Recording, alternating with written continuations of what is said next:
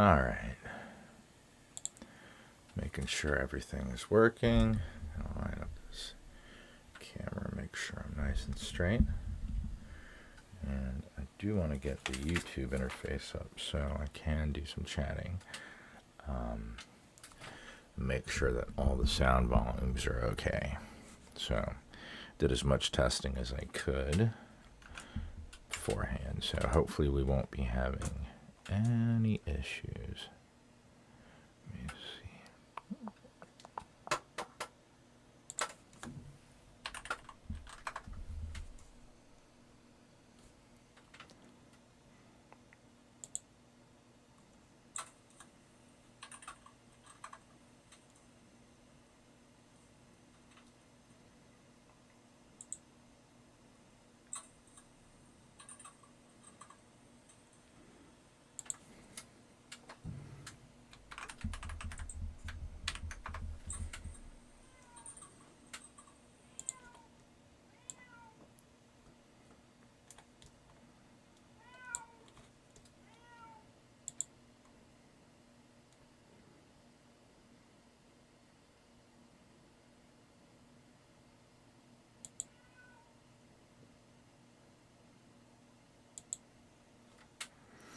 All right.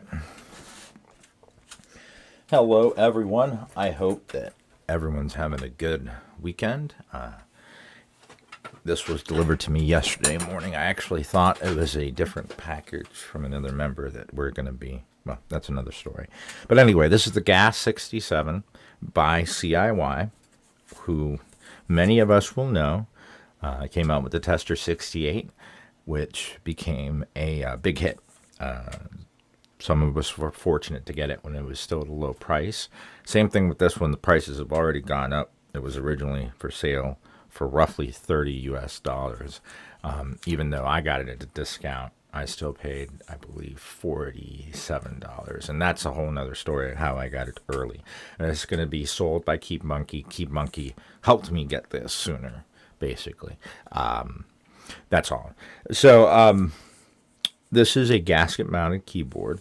Now I actually wanted to have a PCB for a Tester 68 just to do a comparison. And I'm going to go over a couple little things because I've only just minimally inspected everything that comes with this.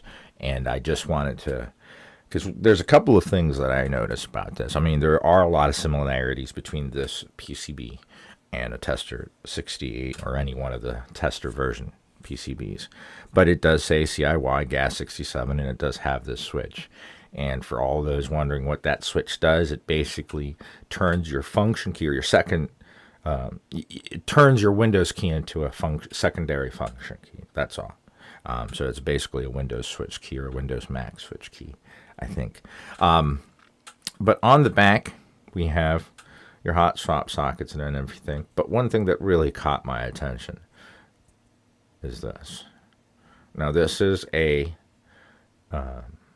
USB, a wired only keyboard, but as we can all see from right there, if we have any experience, that's an antenna. It's usually a Bluetooth antenna, although it could be an antenna for any number of wireless things. So, and there is one, I believe, on the same spot on the Tester 68 keyboard. So that's something interesting and something I'm going to look into further. Now this one actually comes with a daughter board, so you have your JST connector there that connects to the board.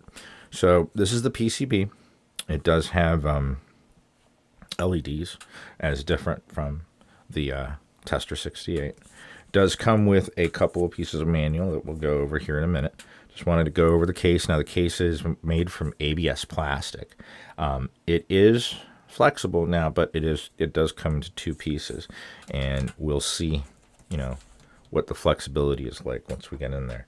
At first, it took me a second to figure out what these were, but these look like it's just a continuation of the silicone pad that goes between the plate and the PCB, and it serves as the basically to cover the hollow spots where the keyboard sits, as well as still allow space for the switch. So that's what I got from that. And it's actually, it's a decent silicone mat, made quite well. Another thing that I don't see normally on keyboards is a switch pad. The first one I saw it on was the Q75, which I did a video on not too long ago, and I was quite impressed it had this on there already pre-installed. So basically this is just a film of switch pads all ready to go, and this is gonna also be another thing that's gonna help create a deeper sound profile within the keyboard. And then we have the bottom half of the case. Oh, wait a minute. We have the plate, and the plate is PC as well, polycarbonate, very, very flexible. And as you can see, it has all the tabs that is going to be, those are what are held in place with the gaskets that are put on the bottom and the top case, which we'll be doing here shortly. But again, budget keyboards, even the Tester 68, come with always either a steel or maybe an aluminum plate, but it's a metal plate. And then we have, well, it's a tiny little daughter board, but there's the USB-C connector. I love that it's flush with the case, so you're not going to have any concerns with any artisan cables, any USB-C cables. As long as it works, it should fit in there. In there, it will fit in there because there's nothing to fit it in. The connector is flush with the case, which is a very good design. I just don't understand why they make some cases with literally like, there's a whole gap in there before you get to the actual port, and there's not enough room to get a lot of cables in there.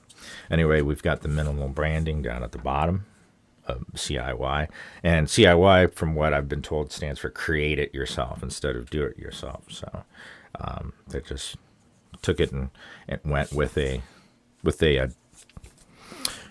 twist on the name, I'd say. But so far, I mean, myself as well as a lot of people appear to be very happy with the products they're coming out with.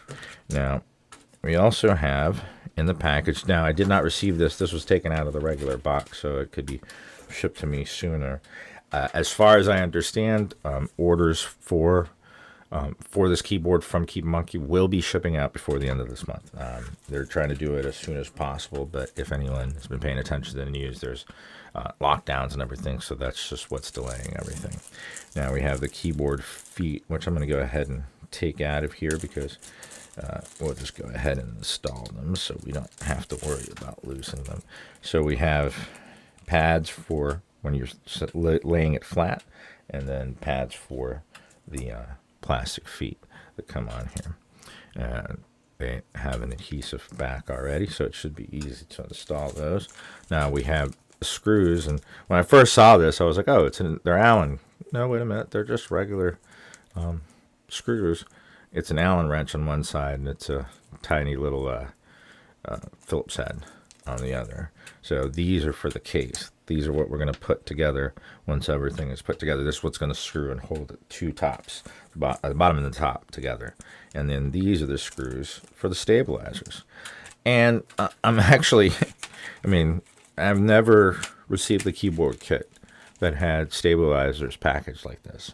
I don't know if anyone else has. I haven't bought too many, super expensive keyboard kits, but they usually come in a bag.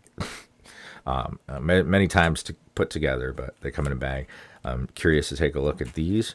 I'm going to go ahead and do it stock. I usually do the plumber's tape mod to everything, but I want to be fair and just do everything stock. Obviously, we'll lube them. I'm not a barbarian, so we will lube them, but I'm going to hold off on doing the plumber's mod unless I feel that it's necessary. So we've got that. Just a little bit more here. Go over. Wait a minute. I'm going to flip over to the YouTube. I do not have two monitors on this, so I'm sorry if I'm missing out on chat. Let me check on here. See how many folks we've gotten here. Of course, it's cut off. All right. There we go. Perhaps there's future plans for a Bluetooth version. Well, it looks to have Bluetooth already provided in there. So I don't know if they wanted to have Bluetooth or they're repurposing boards. I don't know. I really can't say with that having that antenna there. Who knows? I'll be taking pictures of the MCU we have in there, which seems to be, I don't know if you guys can read it, appears to be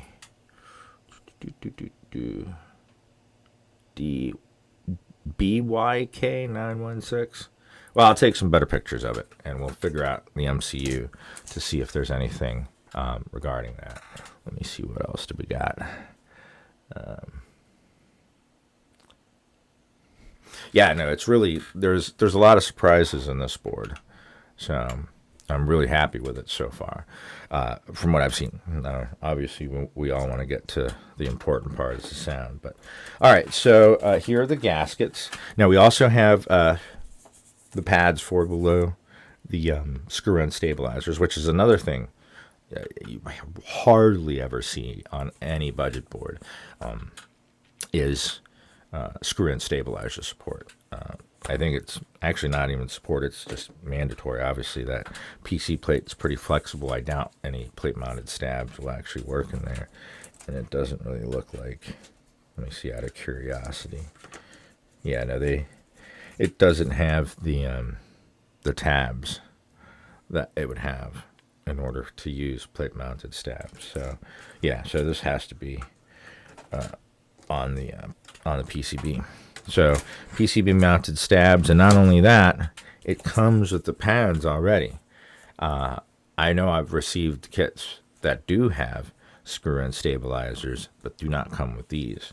So the only other thing I wish it had were the washers, but we probably don't need them. I know washers kind of help with the spacing of the screws, but these are some tiny little screws, so I don't think we're going to have an issue with that. And then obviously we'll take a look at the stabilizers once we put them together and make sure they're nice and flat. And then we've got the gaskets. The little ones appear to go on the side. Let me see, we got 4. I think it's 2. Yeah, they're on the sides. 2 on each side, on the top and bottom. And then we've got the long ones that seem to go, I think, 3. Looks like 3 along the top and the bottom of both the top and bottom case. Now we've got, oh, this is Chinese. All right, here we go. English. Specifications. It's GAS67, matrix, 67 keys, backlight type RGB, 5 volts, plus or minus 0.5 volt. Working current less than 250 milliamps. All right, wired, hot swap USB-C, switch hot swap type CIY. So the hot swap sockets are made by CIY. I'm going to assume that the stabilizers are probably made by them as well. So this doesn't really talk anything about the toggle switch function. The toggle switch is set on the left of the direction key on the front of the keyboard. Dial down left window key function. Dial up the function of the left Win key changes to the function of the left function key. I think we could have written that out a little bit clearer, but that's fine. I don't think it's a big issue. On the top of the case, you can see the switch, but I don't know.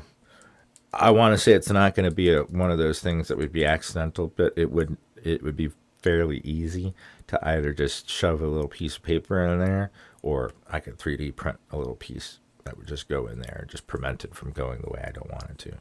But I don't think it's that big of an issue.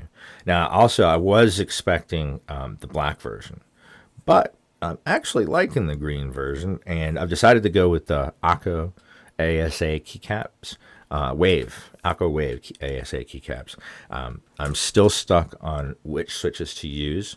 I have some lubed ACO CS silvers, some Gatoron silvers. They're unlubed. They're lubed from the factory. Then I have some ones that I lube the JWICs, the blacks, JWIC blacks. And then I have some pre-lubed from a while ago, a ACO starfish. So all linears. And that's what I'd like to put in this. And I don't think I have a good patch of tactiles that aren't being used at the moment. So we're just going to stick with a linear build. All right. So we've got little feet here. These appear, yeah, these are for this and this. Oh, one more piece of paper. That's right. I just wanted to go over this. I think all of this is in Chinese.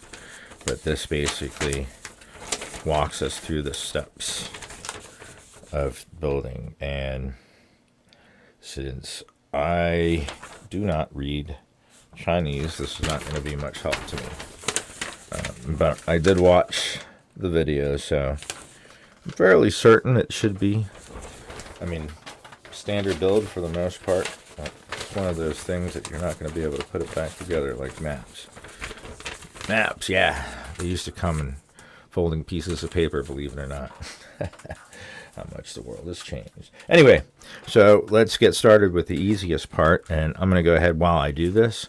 I'm going to switch over to YouTube. I almost said the YouTube. All right, yeah, I've got it. Pause. I was wondering why. I've got it paused because obviously there's no reason for me to be playing it on mine. Actually, I could put it on mute. Just make sure it's all where you at, up to date. All right. So anyway, wait a minute. Is it coming through? Or am I just having issues here? Okay, now it's coming through. All right. So anyway, let me read real quick.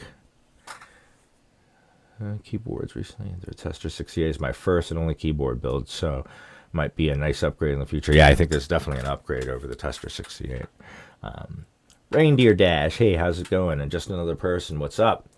My life would have been a lot easier if the Tester 68 and all these boards around were around when I got into this hobby. I mean, yeah, they're really interesting, and for the price point, it's a good deal. Reindeer Dash, I like the color scheme. It looks like the original iMac from 1990. Almost, yeah, it's very similar. They had quite an array, a rainbow of colors, I want to say. But yeah, it's very close to one of the colors they had. Like I said, in pictures, I wasn't very impressed, but I like it. I do like it. Let me see. Unlubed switches in any board ever again. Now, there are some unlubed switches like these Akko Silvers and the Gatoron Silvers. Wow, they are. There's no scratchiness on them out of the box because they do have the factory lube, but it's film, but their tolerances or something, they're smooth. Now, they're super light springs, so that's why I put them up on the list. Let me see. Pigeon. What's up, Pigeon? Hey, how's it going? I can try to get the instructions translated for you if you need anything. Hey, I appreciate that. If I do need some help, I know who to reach out to.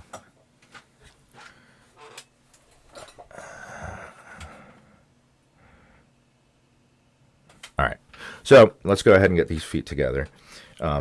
You'll see me raise my glasses here and there. I do have bifocals, but they don't work as they really should. So I end up having to do this, which kind of sucks, but well, I want to make sure I'm getting these in the right way. Looks like, yeah, it looks like the right way. I should also just have, I'm sure I'm going to need these at some point, just these tweezers. Let's go ahead and we got the feet in there. Yeah, it looks like the right way. It should be angled with the feet. So let's get these in, make sure. Same thing, it's angled down. I want to make sure I'm staying in frame. So I got to be looking at the video. You know what, let me change. The lighting is a little weird. Let me change the lighting real quick.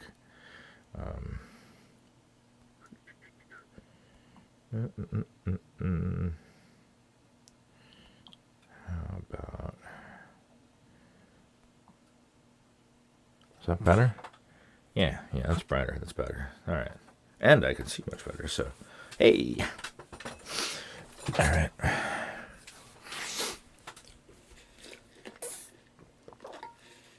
So yeah, I am not a live streamer expert or experienced with live streaming, so bear with me. I appreciate your patience. Now we've got these 2 feet done. Let's put these out of the way, but not losing. Let's go ahead and put the bottom plate feet on. There's just one thing. I mean, I think it was because of shipping, but the PCB is a little bowed. So I will probably be testing it here in a minute.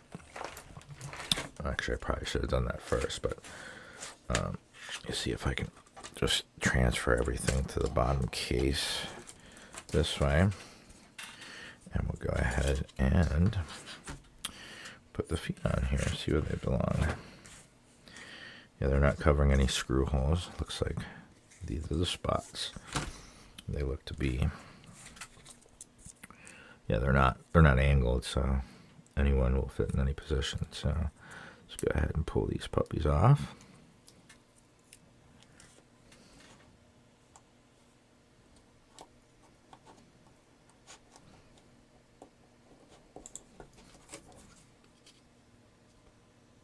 All right. So I want to make sure it's angled nice and well in there. Easier just to peel the beginning of it off with my finger, because they're on there pretty good. Some of these rubber feet come with some amazing adhesive on there, almost like a super glue. Some of these come off quite easy. I've noticed actually the Tester 68s. I thought they were going to be bad, but they stay on there. They do stay on there really well. I had one pop off, but I found it, and it was due to my mishandling of it. So, all right, put another one on. And then put another one on. All right, and the slots. Now, so yeah, I was as I was saying, it's probably a good idea to go ahead and we got the daughter board. Tempted to test the PCB, but I mean, if we get there and it's bad, oh well. I mean, not that I can't put it together, but I just want to get to building this thing. I'm a little excited, huh? All right, so let's go ahead and get these stabilizers put together. We're going to need some dielectric grease, and this is what I use. Works great for me. Let's see how these stabilizers are made. Gotta say, it's nice packaging, you know, for items that come with your keyboard kit. I don't know, especially budget. It's like they went above and beyond. They truly went above and beyond when it came to how this what this keyboard comes with. So let's move you guys aside for a second. Let me get these bars out. Let's check these bars. I'll put my phone.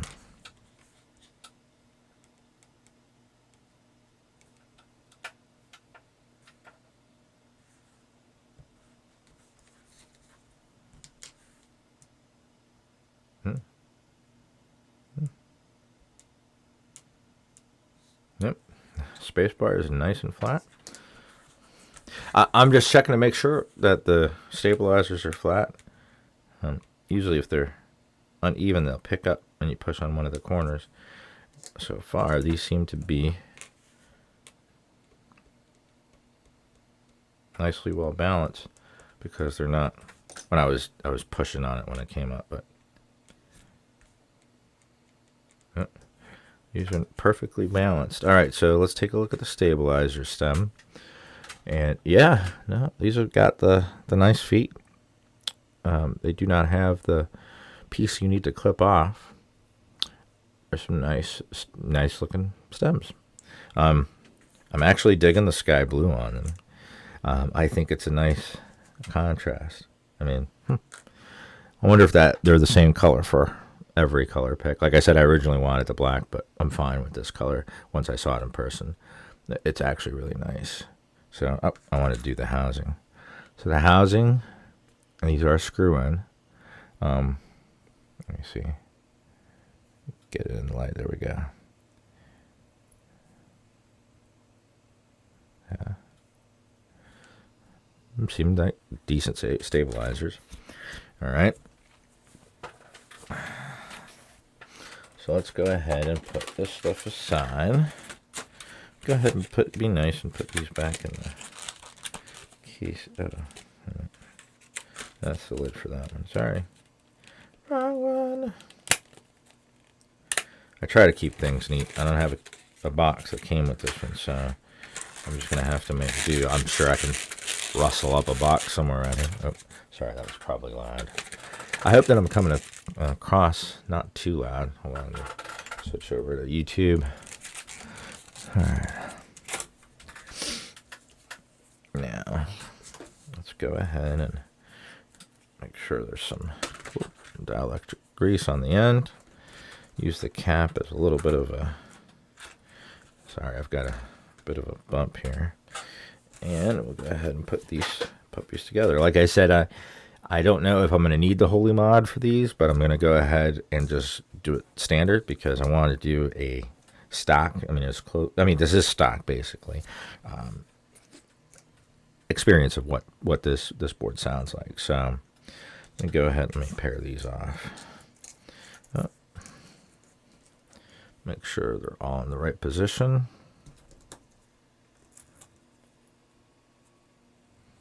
Oops.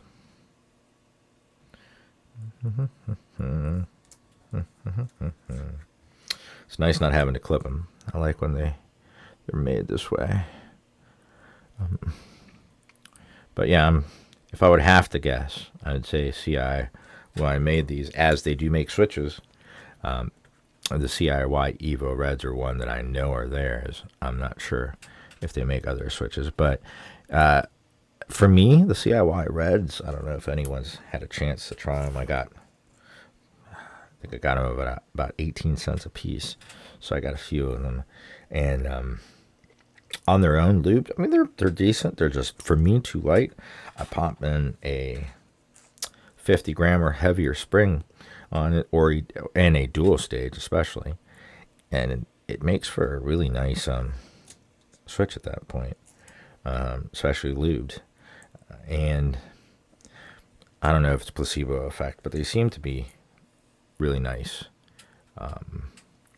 with film in them, but it could have just been a placebo.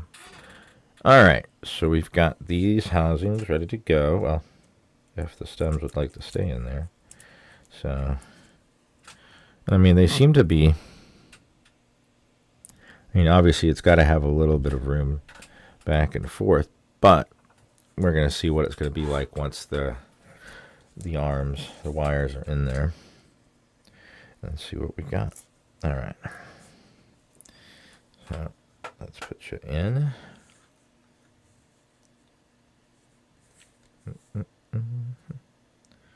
Make sure we got enough, but not too much. And then let's line you up.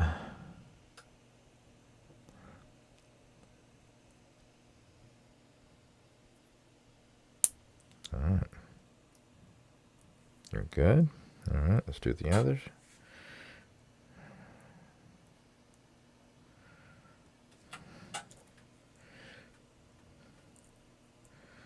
Line you up.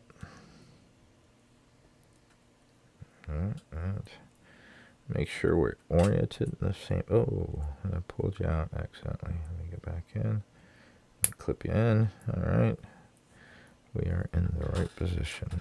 All right. Let me see. So there's a little bit of wiggle. So I may eventually, I mean, I'm obviously probably going to come back to this board. I'm not going to leave it as B because there's definitely some room down here. And I see a silicone pour in the future. So go ahead and do the space bar.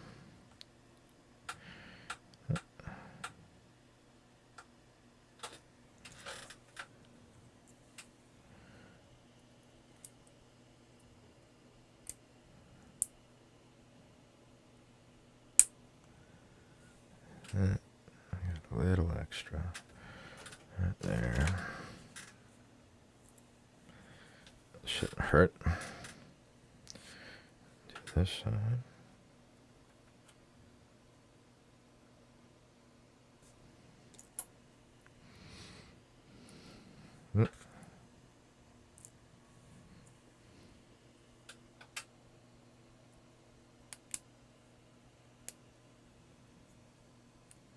And of course I pulled it out. Let it back in. Alright.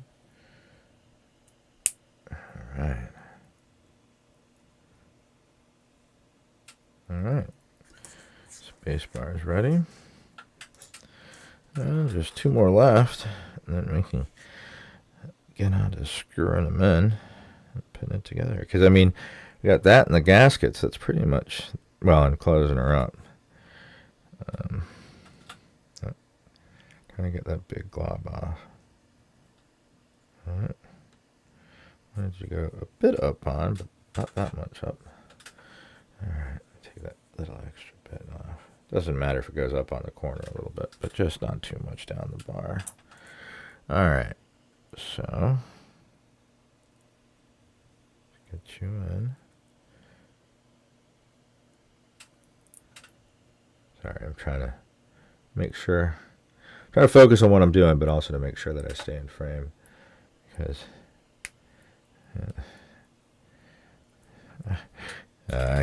I know I can chew bubblegum and walk at the same time, I swear. That's an old joke. Don't mind me. I'm just a grandpa playing with his keyboards. Alright. Let's see. I think I got a little much of that one. Swipe a little bit off of there. Doesn't need all of the goop in the world. Just enough. I don't want it to get mushy now. Alright. Are you in? Yep. Alright, clip. Aw, man. Came out, didn't you? Alright. Alright. We're clipped and we're in the right direction. Alright. Last one.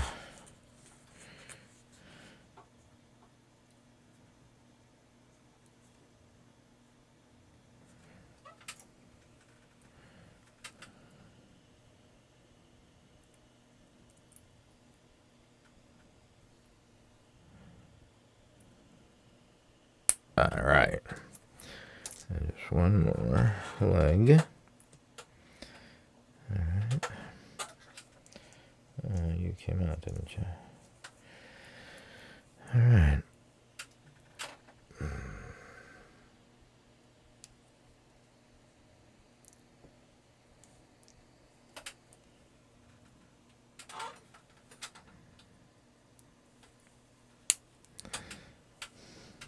All right, guys, I hate to do this, but I have to take a bathroom break. I will be back in 2 minutes.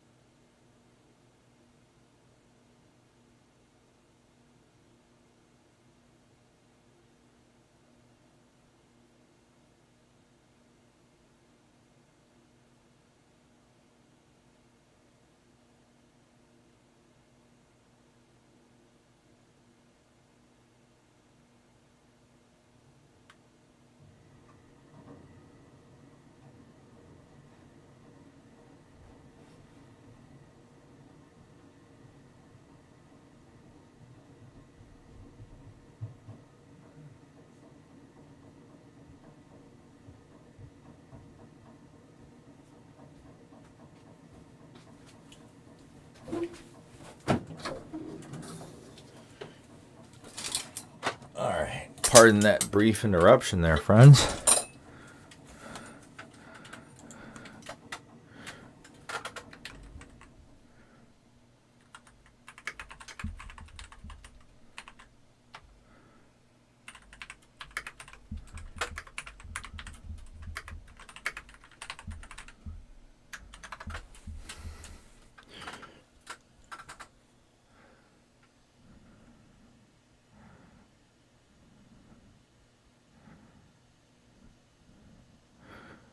Hey, what's up, Harvin? Good to see you. Yes, the stabs were a tight fit, so I'm hoping that these will work without needing the whether it be the Holy mod or the plumber's tape mod. I prefer the plumber's tape mod. Yes, I've had binding issues, but it could have been just user error. All right, so let's go ahead and take the parts we don't need for now. There's the plate cover, and this is very thin. It's very soft. It's almost silky. I like it. Take the plate and 2 parts of the gasket, the 2-part gasket, and we'll take the PCB. All right, we need a PCB. That's what we need right now. And I had a bump there that doesn't want to go away. I am going to put. All right, I'm going to put my drink over there. Sorry. Let me keep that down. All right. I want to work on the PCB here. Just before I do anything, let's go ahead and put the pads on. These are the screws for the stabs. These are the pads.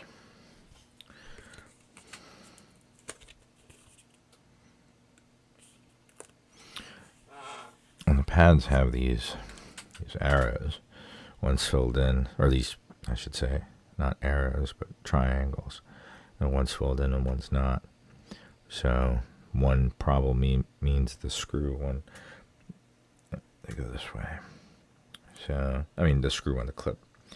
The screw on screw-in PCBs, most of the time, the rule of thumb is that the screw is on the outside of the board. It goes towards the outside. All right, so just want to make sure I'm getting this right, so I'm going to bring it up. I want to line it up as best as possible. I know my hands aren't as stable as they used to be, but I can still work. I can actually still solder. So, hey, it's got to be worth something, no? All right, so it looks like we're doing it this way with that meaning towards the little one, because one is slightly bigger than the other one. So, yeah. Again, this is something that I find quite surprising for this budget board. I mean, I know it started at $30, but realistically, this is going to be in the $50 to $70 range, because there's going to be, third-party people involved.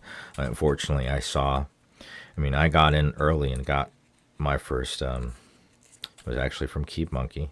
I got my first Tester 68 for $19.95 plus shipping. So I was one of the few, and I was like, hell yeah, I'll give that a try. And I was surprised. I was probably one of the first, unwilling but evangelist for that board, because I was just surprised at how much of a board you were getting for that price. All right, this one's over the hole. I don't want it to interfere, so let's go ahead and pull it up and make sure we're not hurting the PCB in any way. I feel like I'm installing a screen protector on a phone. They're always fun. If you've done that, no fun, right? Yeah, yucca, yucca, yucca, yucca. All right, let's try to do this again without actually blocking the hole where the stabilizer is going to go through. This is supposed to be a pad, not an impediment. All right, I think we're good there. Yeah, a little crooked, but we're good. Let's pull another one off.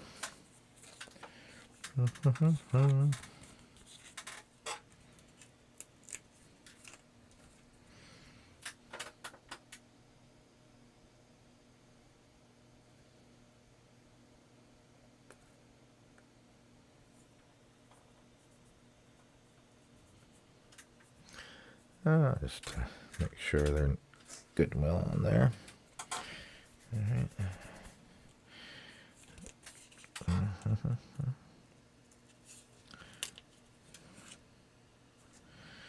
Here we're going this way towards the outside of the board. Make sure we line it up.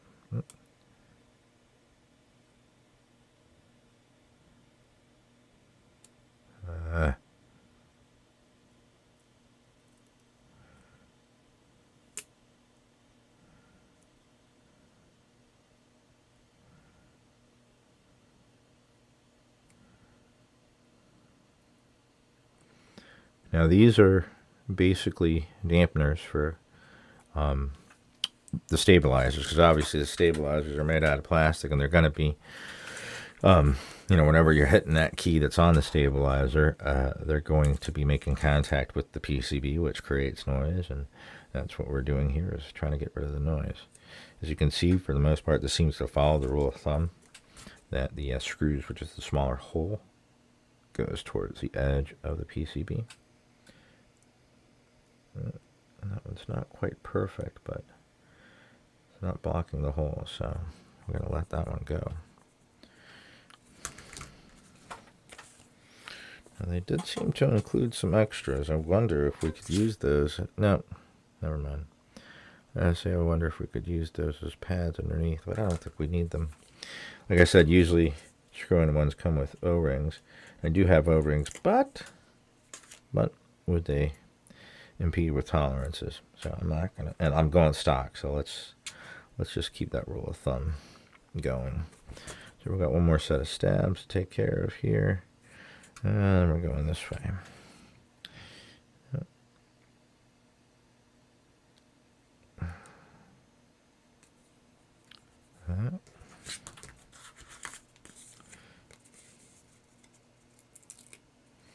So basically, got a whole nother set and more of PCB pads, which is, like I said, again, it's a simple addition, but it's a nice addition, especially for what is considered here a budget board.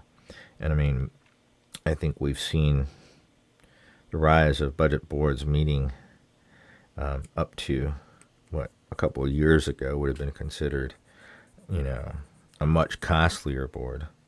And I think companies are doing quite well. I'm a little excited about the fact that Epomaker has a group buy going on for an acrylic board, which, 67% acrylic, whatever. I've got a couple. I've got one, I should say. But the fact that it's going to be QMK via right out of the box, that says a lot. I really hope they start to actually move away from closed source software and realize that it's so much easier. And they'll actually sell more boards should they include QMK via and allow the world, not just people that run Windows, but everyone to be able to program their keyboards to its full potential. It's not like they can't use, there's actually Red Dragons that use a MCU that is capable of flashing Sonic's QMK, which is also what turns, I believe, all Keychron K, C and Q or K and Q series boards into QMK compatible boards. So let me make sure this size is just right. I don't know where my screw tray is. I didn't mean to clean up prior, but I didn't. I wanted to prep for this. I'm just going to pour them in there so they don't get lost. Alright, so let me see if this screw head is good enough. Yep, that looks like it should work. So let's go ahead and start getting these puppies put in. Take a break for a second and just read, see if I've been missing anything.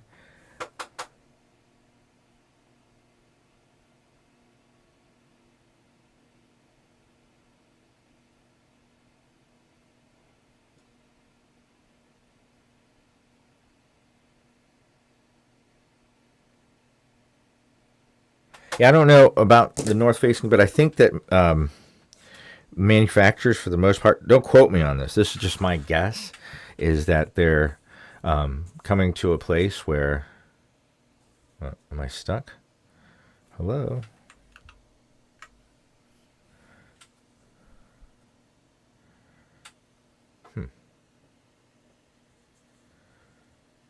I hope you guys can see me. YouTube seemed to be stuck. Okay, no, never mind. I'm moving now.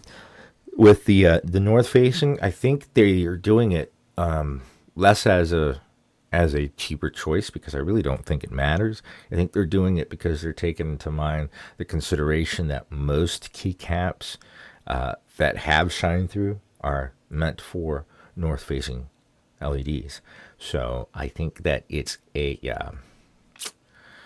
it's basically they see how, because don't get me wrong, I don't have market figures, but I do see a lot of shine through keycaps, and they seem to sell a lot. I do, and most of the majority of the boards I've had commissioned, that's one of the first things that the owner has said is to make sure that the light shines through. So there is a group of people that really do care about the RGB, and also the fact, compounded with, and like again, this is just my opinion, I'm not stating anything as a matter of fact, but the fact that a lot of switches have updated their molding. And yes, there are a few, newer switches that still cause interference with cherry keycaps. Many of them have changed their molding and have adapted. And there are, it's not like cherry is the only profile. There's many profiles out there, and they have no interference. So I think that's part of the reason. Anyway, sorry for my rambling, but I wanted to throw my 2 cents in about that. Sorry. But anyway, let's go ahead and pop these puppies in first. It's usually best to make sure that you got them nice and flat before you try to get the oh, wait a minute, this is backwards, right? Yeah. Oh, see, I was doing it backwards. Oh, there we go. Oh, that's actually got like a little, no, that's one piece, never mind. It looked like it was a little button, but all right, they're in there. Now that's one thing you want to make sure, that when you're screwing these in, that these clips remain in place, because if there's any gap, it's going to be issues, guaranteed. So yeah, probably shouldn't use this, but I'm going to anyway.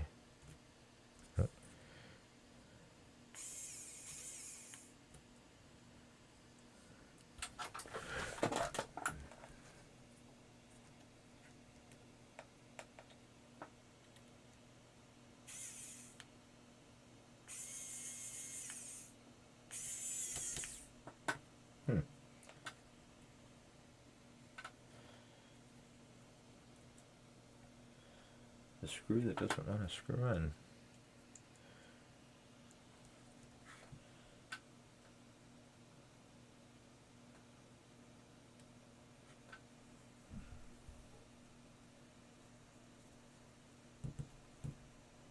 It's just a little tighter than I thought it would be, but just make sure to tighten it, but we don't want to be squeezing the PCB. That's where, make sure that clip is still in. Nope, that's not moving. Alright. Alright, so if I had handy my manual when I would do it, but this one's fine for doing it manual. Alright, this clip came off on this side, so let's go ahead and fix this before we lose that screw. Let's put that there. Alright, so we're clipping it in. Oh, sorry about that.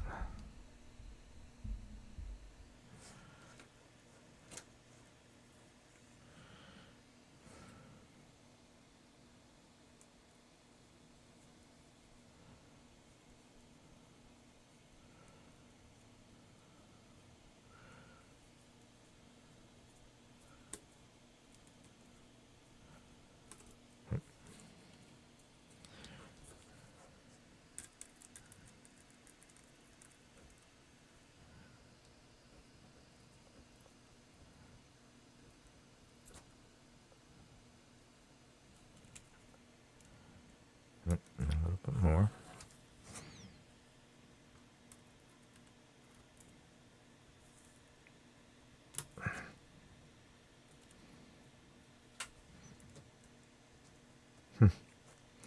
Still needs a little bit more.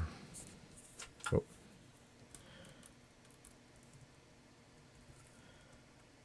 Ah, there we go. Nice and stable, and that's working. Let's just, for fun, let's grab a switch, shall we?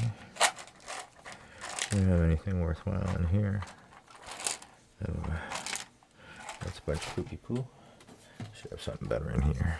Just random switches that I got. A lot of Franken switches. Yeah.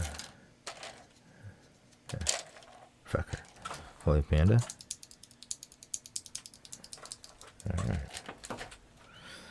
Just out of curiosity.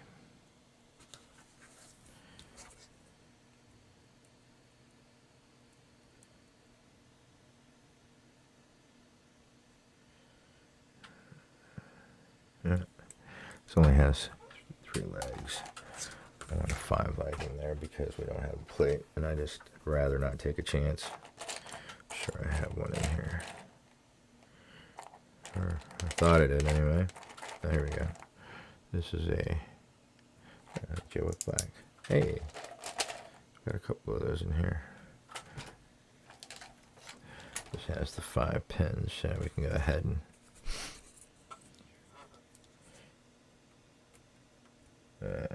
yeah, much more comfortable with that. And let's find my space bar. I have another one, but here's one. Just a cherry. There's an extra one or something. Came with a keyboard, I believe. Just a black one. Very cheap PBT. So I don't expect magic out of here, but I just kind of want to get a preview. Let's see.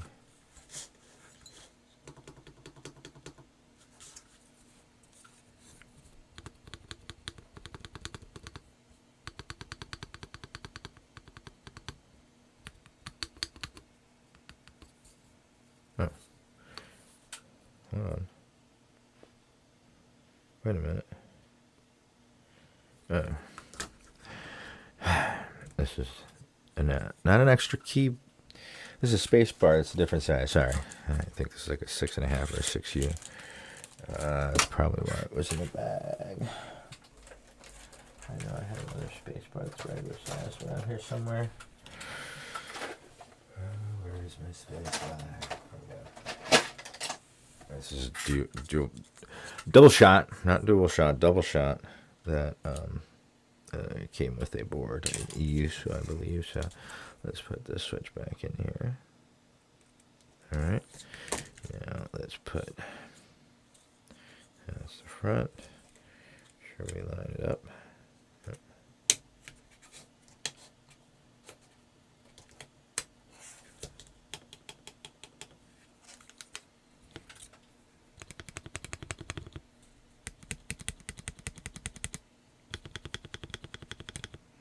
For stock, I will say that's not bad. That's not bad.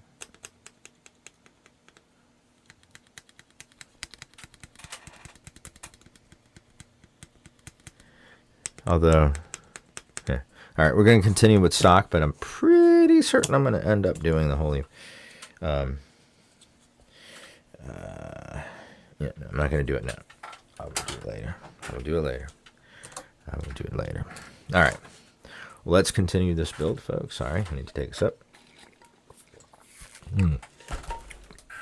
Let's finish installing these little puppers. All right.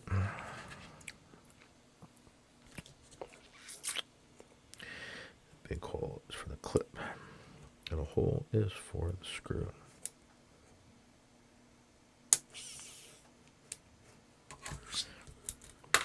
Nope.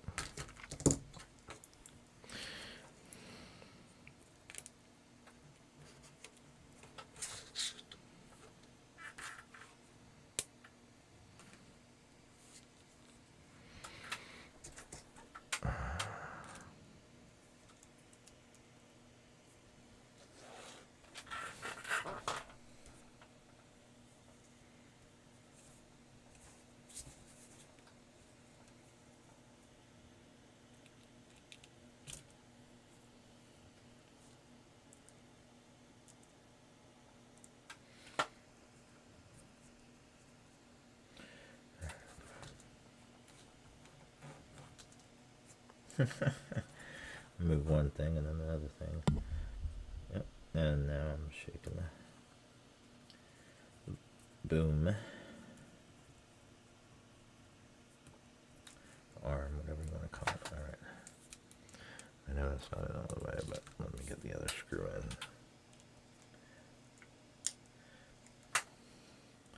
I may end up replacing these screw-in stabs. I'll see how, like I said, let's see how they perform stock, and let's see if they'll need the plumber's tape mod, Let's see if they'll need replacement. But right now, pardon, mes français. Comment allez-vous? I will do my best to refrain from cursing, but I hope we're all adults here, or at least we've heard the language. So, pardon me in advance if I do. I do have a hard time with smaller items because of the shake I've developed in my hands. Which kind of sucks because I can't play the guitar as well as I used to. It actually ends up hurting after a few minutes because I have to fight my tremors and fight my own head about, hey, why can't I hit that note that I used to be able to with that chord?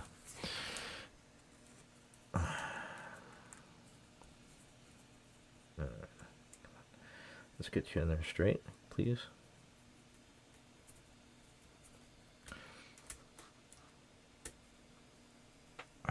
Yeah, these are just a little bit looser than I would like, when you snap. Usually when you snap one side in, it'll keep the screw hole in place.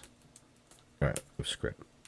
If you slide, or at least pop both of the sides in, it'll keep it in place. But this one just keeps wanting to.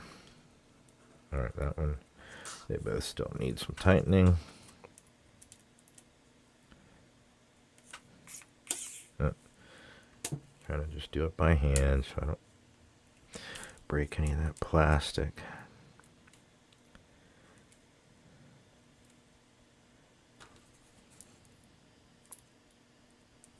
Still need a little bit more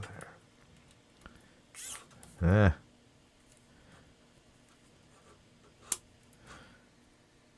Yep. All right.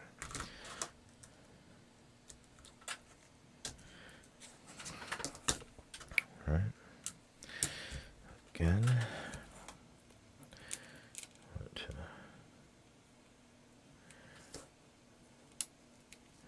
Clip you guys in. I'm holding you.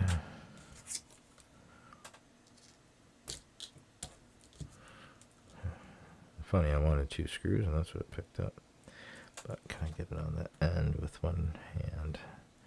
That's a big question. Probably could have picked a smaller bit, but yeah, live and learn. Again, I probably should have had my hand held out for this one, but alright, almost, but enough. So where at least it'll hold one in place. The other one will have to be replaced, or moved back in place. There we go, come on. Come on.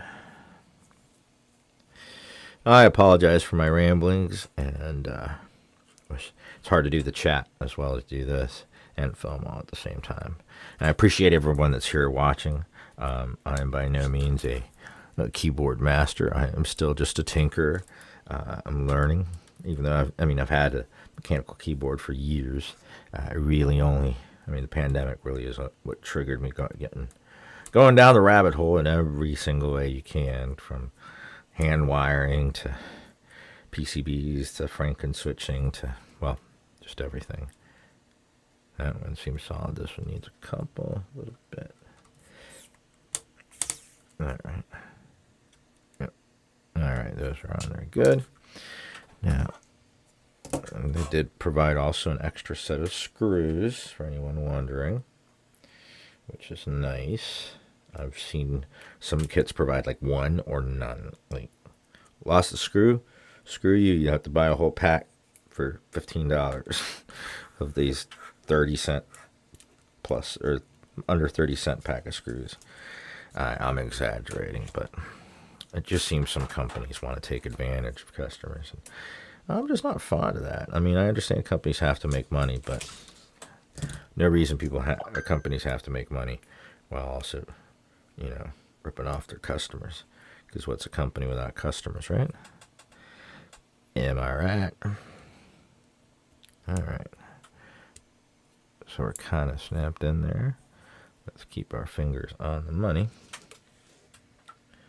We can do 2 again. Oh, we did 2 again.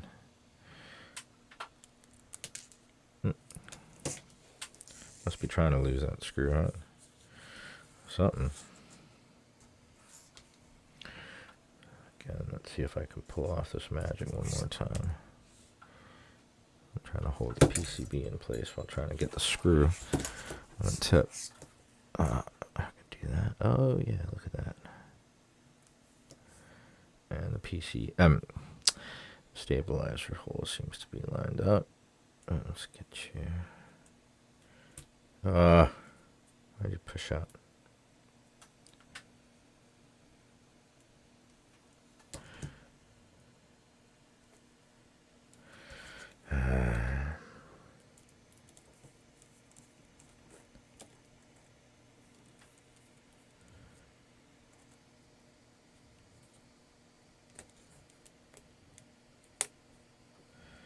All right.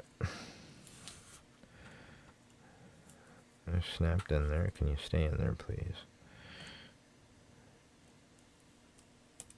Cut.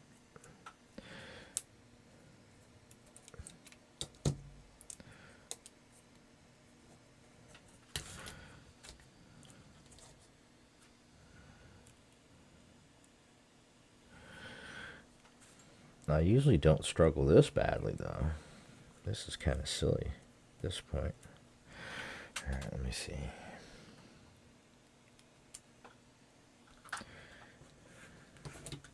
I want to say it's user error, but half of me wants to say it's the stabs in these screws. It's kind of odd. So, very likely they're CIY. Maybe they're first run out of the park. I don't know. I'm just making speculations at this point. Alright, that seems to be in. Alright, this needs to... Alright, both of them are snapped down. So, that screw both up. It shouldn't fucking pop, shouldn't pop out just by starting to push the screw in there. You're supposed to stay in place. Only screw, that's the whole point of being snapped. Alright.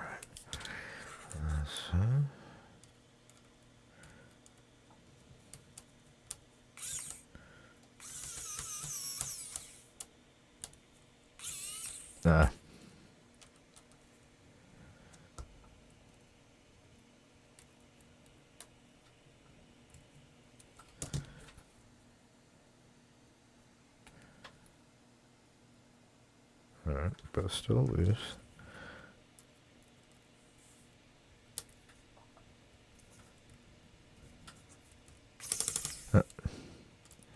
Let's try not to strip the screw.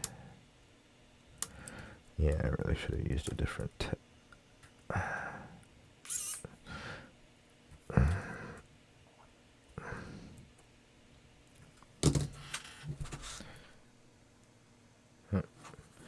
It's still a bit loose.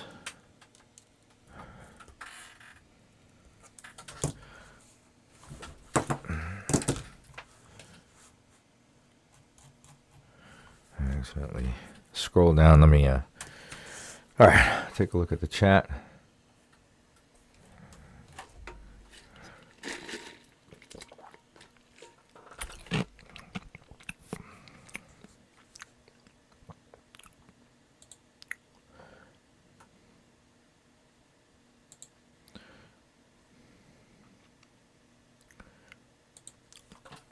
All right.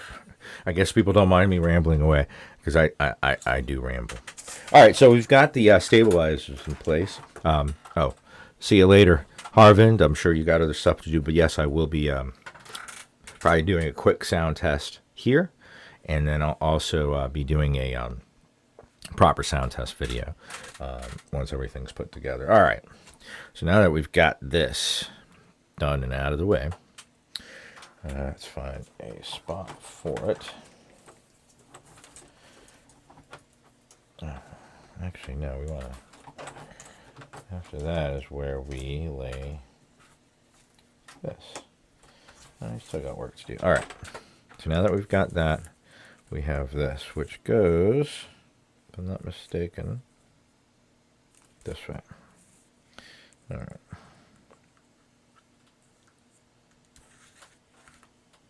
Wait a minute.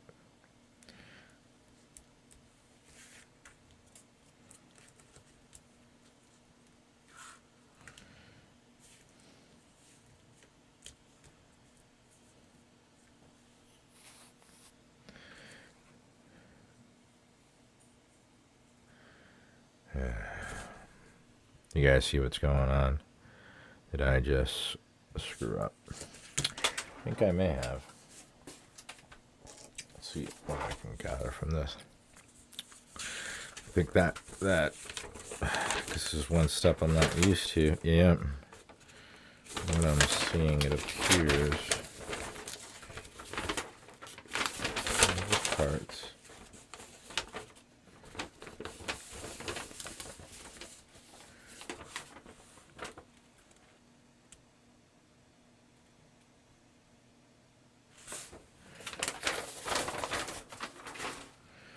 Because that's not right. That's going to just impede on the bar. So, yeah. Hope you guys have the patience, because I guess we're doing this one more time. I could have swore I saw it the other way around, but actually let's go ahead and find a different tip for this. One that might work better, since we're going to be doing this all over again.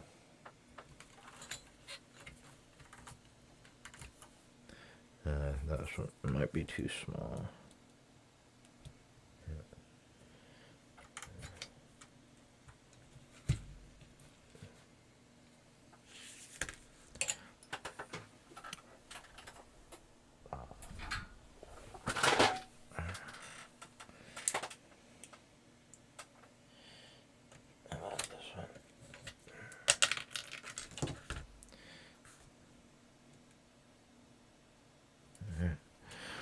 Looks like a good size.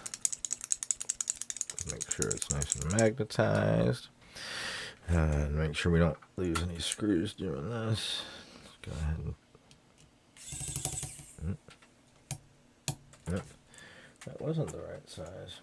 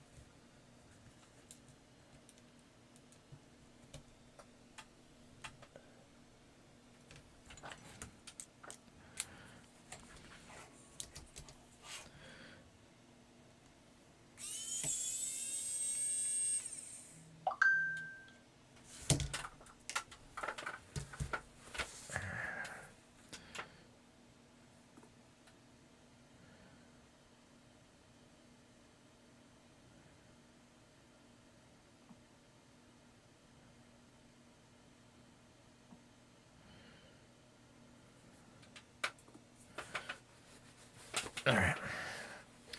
My apologies. I said it under contacts. Just a friend asking a question.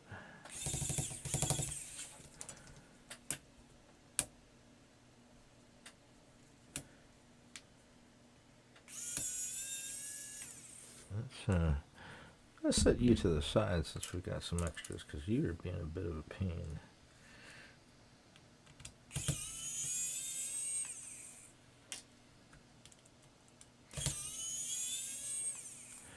Much easier to remove than to install, right?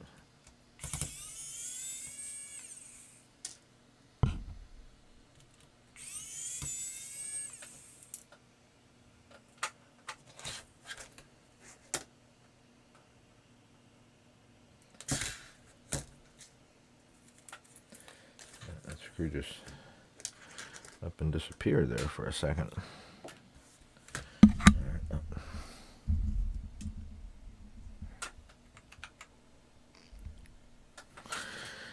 My apologies. All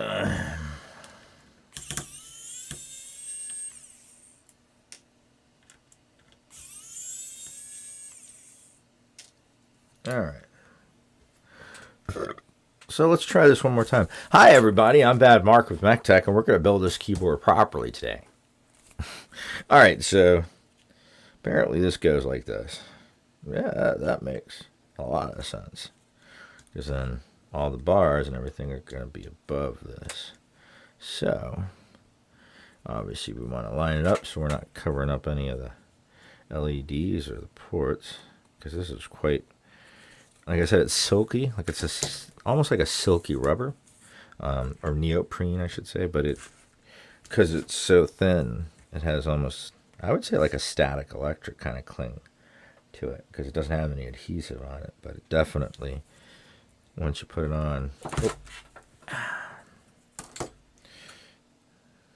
yes, my table is a bit of an angle because of the white background that I have here. I wanted to use a single color background because I think the mattes might intrude, with the colors. That was just my thought. Again, I'm still learning to do video, and I've started so many blog entries that I haven't finished because I move from project to project. But I really enjoy doing videos, so I'm focusing on that. But I want to write the scripts that become blog, but also will serve as the main outline for when I do videos, especially video reviews. So I make sure to cover everything that I want to cover, because many times after I do the video and post it, then I'm like, oh man, why did I talk about this? Or why didn't I talk about that? So writing a script, I think, will help me get all those ideas out of the way once and for all. So anyway, let me go ahead and go back to the fun part of installing stabilizers. So I would love to just stick them all on there if they actually stayed clipped, and then flip it over and screw them all in, but that's not the way the cookie crumbles. Again, screw towards the outside. Follow the rules that you just spoke about on the video. Again, I'm thinking about the actual video, and I'm out of frame while doing it. Wascally wabbit. Alright, so let's try this again.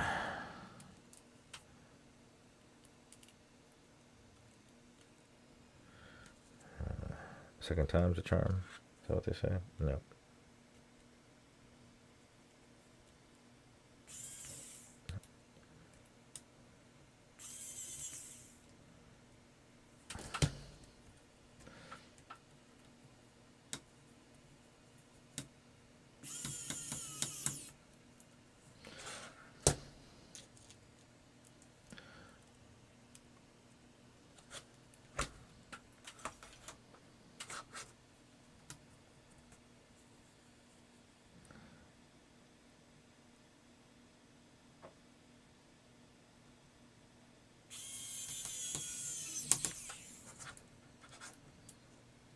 Alright, that's good. Alright.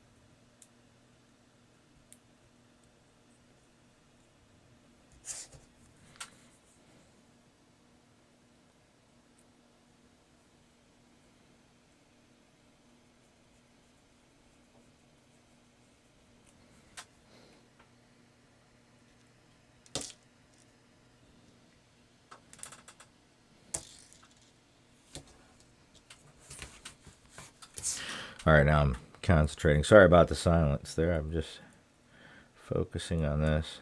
I guess I could have probably put on a background track, but again, this was really one of my first real streams with audience members, besides me just having previously streamed my 3D prints while they were going. Actually, it was funny because people actually sat there and watched them, though I really shouldn't laugh, because I would sit and watch when I first got my 3D printer and literally watch smaller prints like Bench or a cube come to life. And just, even though I had the camera and the time lapse, I just found it very neat. So I think 3D printing in this hobby works very well together. There's a lot of things besides just cases that can be done to enhance or improve keyboards or make new keyboards, but it's great for definitely for prototyping. I've got some ideas, and when I have some time, I would like to prototype some keyboard models that I think would be, I'm not going to talk about it much now. It's all just a dream right now once I actually have something. Because, I mean, I actually do want to focus on an app. I want to build an app for keyboard enthusiasts that basically allows you to store your whatever current keyboards you have, switches that you have, what keyboard they may be on, but also be an all-in-one place for you to be able to not only, I mean, because one of the biggest questions we see on budget keys are, what keyboard should I get? What keyboard should I get? And I think I'm trying to whittle it down to just a certain number of questions, basically, that will help. I mean, they may not always give you an exact, but at least lead the reader or the user into the right direction so that he can further define, if he's like very loose on his definitions. Well, I don't know, 65% or 75%. Well, there are, significant differences. You need to figure out which one you want. Or, oh, I want a plastic case. No, I want an aluminum case. Okay.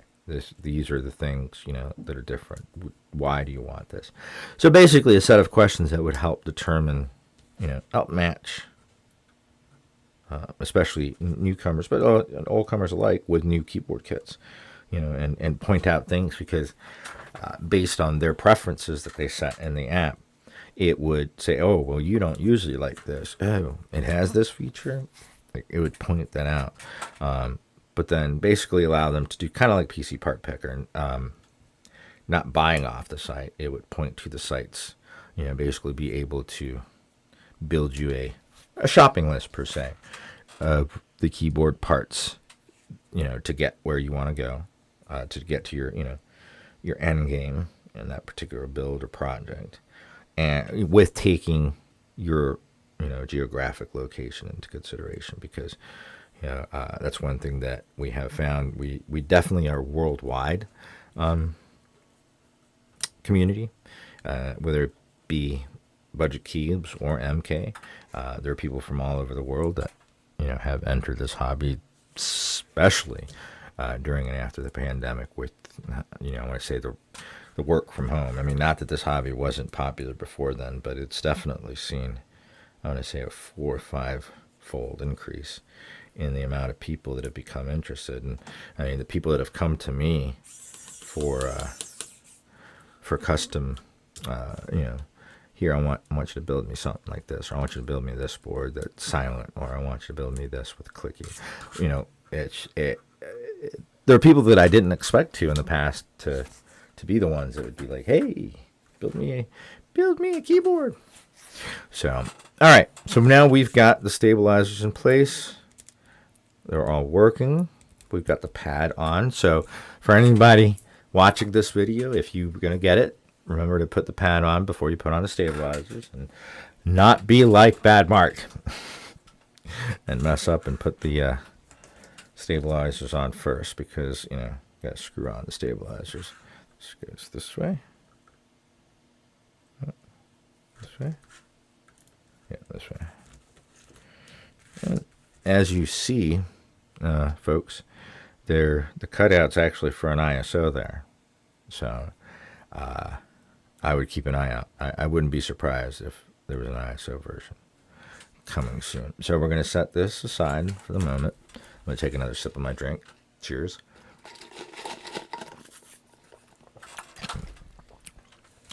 Now, it's time to do... Nope, we don't insert them on here. We do them on the case. So I'll put the plate to the side. I'm going to see if I can remember Oh, actually... There's basically the diagram. So I'm just going to follow that. You can go. You're a shorty spacebar. Oh, there's an extra screw. Put you over here so I can lose you and never see you again. Hopefully I won't need you. Like I said, I may replace those tabs. All right, so let's go ahead and go at the bottom first. I believe these are 2mm Poron strips. But from what I've seen in the videos, they do seem to had quite a amount of flex. Now, so it looks like we've got the long ones that are going to go here and here. Oh, there? Oh, yeah. Although, it has space for it, but it's got like a rubber on top of the USB data board. So that's interesting. And there's the screws, or the screw that's holding it in place, but it's got like a, I want to say a piece of silicone that looks like it's glued, but you know, it's just the basic JST connector. It would have been nice if they would have colored the wires, but I mean, not that we can't trace that out. But so again, I love the fact that that USB-C port is flush. So we're not going to have any issues with the cables. I mean, obviously, the included cable, I'm sure they tested that, but it doesn't matter. It doesn't matter this width because you don't have to worry about sticking that in. As you can see, it goes right on in. It's a nice gold tip. It's on both ends. Yeah, both ends are gold plated. So not a bad little cable, and it doesn't have the aviator connector, which honestly I'm just not a fan of. I don't know what the big deal is about it, but that's just me. All right, so just want to make sure about these shorties. I see where the long ones go. So yeah, on the side, well, oh, it's different. The top and the, I see. So the bottom case does take two on each side. The top one does not. All right, so let's do the bottom one first and put these shorties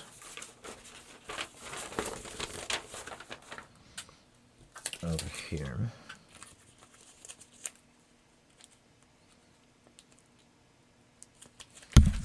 Oh, and again, my bad.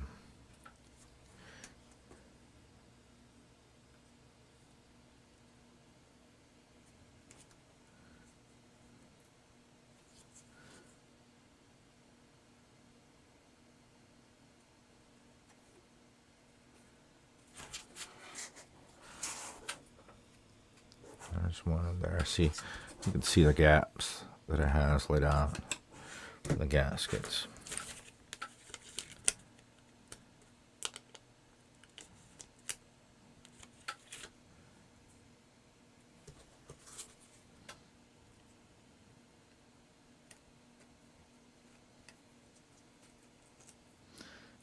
I'm trying to get this as straight as I can, but I just am not the best with little sticky things like this, and I don't want to lose the adhesive on here. All right, that looks about as straight as I can. Let's get the other side. Make sure I'm not missing anything here. Yes, this did come disassemble. Itachi Lover. Hey, it's good to see you, man. Hope you're feeling better.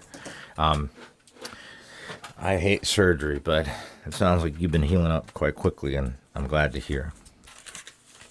All right, so let's go.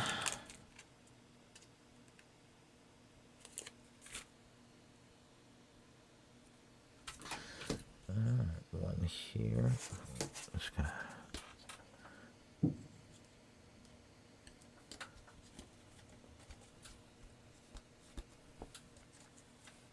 another one here. Now, even though these are fairly thin at 2 millimeters, the videos I've seen appears to give it really a good amount of flex. And I'm going to guess because you got 2 millimeters on this side and 2 millimeters on the other side, so probably a total of 4 millimeters once everything's factored in, or close to it anyway. Come on, I just want you straight.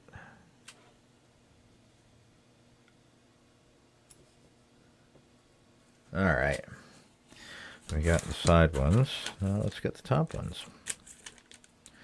And again, another good thing about this board, again, being budget, they have thought of everything. There are extra gaskets in here. So, oh, I messed it up. I need another one. Too bad you need to order another pack, or we don't sell them. You have to order another keyboard altogether. I don't know if that's really been the case with other, but I mean, budget boards usually do not come with extras. They usually are as, economical as possible. I don't want to call them cheap. I mean, everyone's got to make a profit, but, there's being economical, and then there's just being cheap and saying, we don't really care. But unfortunately, I mean, that's the whole point of corporations, right? It's to make money. But I still believe corporations can be ethical. Unfortunately, we just, we're experiencing an issue with a company I'm not going to name, but many of us on the sub, just a few weeks ago, never heard of this company. All of a sudden, 3 of their boards, or 3 posts were made about their boards, 60% and 65%. And, within minutes of those posts being posted, a user by the name of the company and his, handle, would come and start commenting. And, hey, I'm here to answer any and all questions you guys might have about this board. So, to me, that's subversive advertising. And I have put it on the sidebar in case you guys are interested what the name of the company is. I think they make a lot of claims that are spurious, and they weren't very, I don't know, just the way that they, because they offered to send me a keyboard, which I was like, okay, cool, I'll check it out and I'll give an honest review. And they literally, what they wanted for a $99 keyboard, they wanted me to do like a week's worth of work and to make sure that it was positive. So it was like, for a keyboard? I'm sorry, no. For one, I don't really like taking keyboards. I'd rather take discounts on keyboards and have the option to send it back if I don't feel that it's worthwhile. But human nature is, if you get a gift, even if you might, well, this could have been done better. I mean, you just kind of hold back. I don't know. Most humans, I would say, not everyone. All right, so it looks like we got the gaskets in there on the bottom one. Let's go ahead and move to the top plate, which they did show it as slightly different. They're just basically all long ones for the sides and the tops. So just keep on going. I'll do the sides first.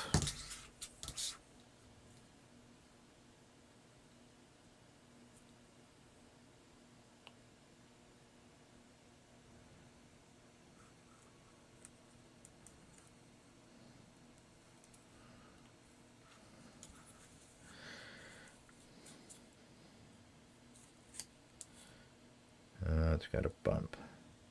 I'd rather it be flat. I don't know why I got a bump in there. Oh, it's sticking onto itself. Alright.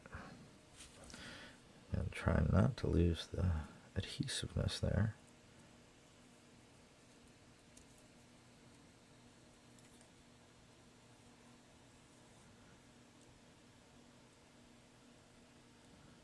Alright, one there. One on the other side. Hey, I'm still, you guys in chat, can you guys kind of help me decide what switches I should use? I've got these J-Wicks blacks. They've just recently been lubed. But I also have some Akko silvers and some Gateron silvers, which are factory pre-lubed. And I have some pre-lubed jelly spongefish, Akko spongefish that I've been using for a while. Yeah, I know all linears. I really don't have any tactiles. They're free at the moment. So otherwise I would say those. But any suggestions, I'd greatly appreciate it. Like I said, I picked the keycap set that I think would work the best for right now. I know it's SA. I kind of wanted to go with the cherry profile to give it just a more, just a sound test that I think more people would, associate. Because, I mean, I believe cherry keycaps are still the most popular, the ones that are sold the most. I mean, obviously GMK still makes them, but that doesn't truly mean too much. I really don't want to go that. I'm not going there. But anyway, so I personally prefer like MT3, ASA, SA, and I actually like DSA, XDA flat caps. yes, I moved between layouts so often. It takes me a minute to readjust, but I just don't mind it. I like playing around. I mean, there's obviously certain. I need TKLs for work, and a numpad. It just, yes, I could make macros. I could make keyboard shortcuts. I could make extra layers, but when I'm coding, I want to focus on coding. I don't want. I would have to be actually using, some of my basically some of my CPU cycles in figuring out, keeping a mental map of those layers. And that's where basically just slows down my productivity. And it's like, well, I love it. I love playing with them, especially if it's, on one of my laptops. I'm either just messing around or browsing the web, and, I know where those extra keys are at because of the programs that I primarily use, browser, whatever might be installed. And I really don't have to think about it. And I do enjoy smaller keyboards because, they're nice. They take up less space, and especially when they're programmable, you can, make them do pretty much anything you want them to. Oh, actual backing came off with that one. All right.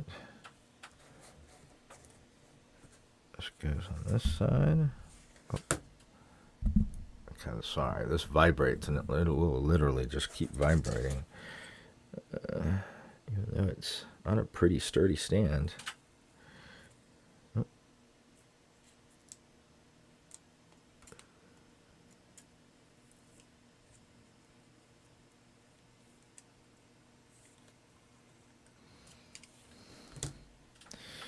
All right, 3 more to go.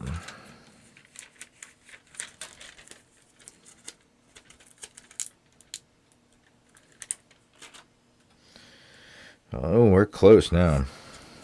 We're getting right near the finish line, so we can actually put all this together. Again, right now I'm just leaning because they're closer to me. I'm leaning towards the Jwick Black Slubed or the Jellyfish, or Spongefish. No, Jellyfish. The Spongefish are the tactiles. The Jellyfish, the linears, the purple and green monster ones. I like them.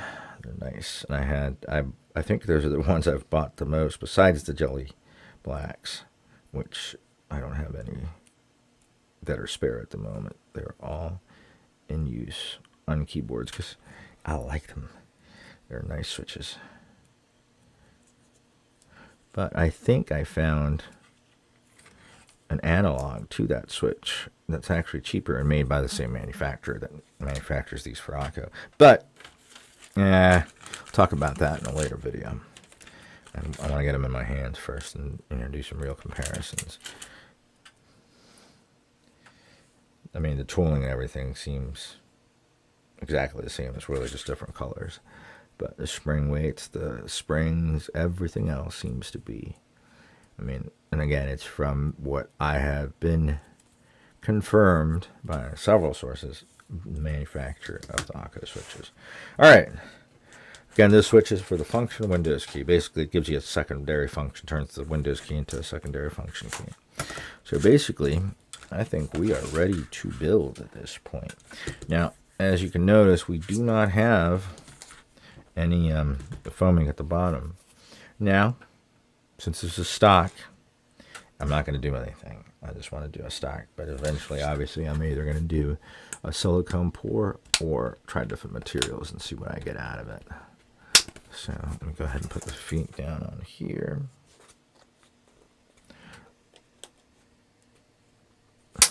All right. And what we want to do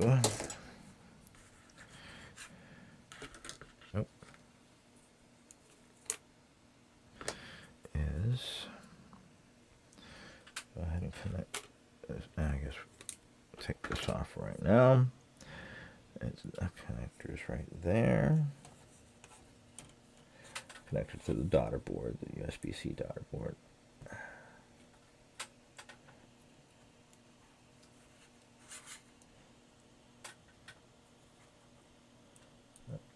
I think it's upside down.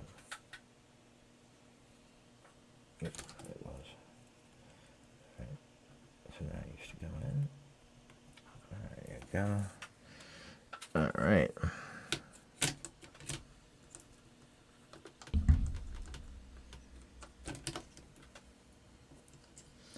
All right, there's no standoffs.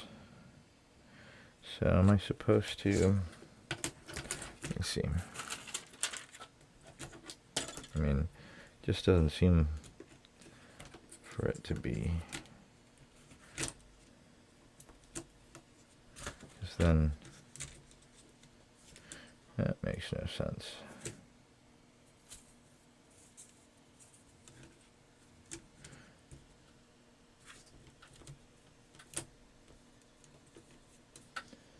Huh.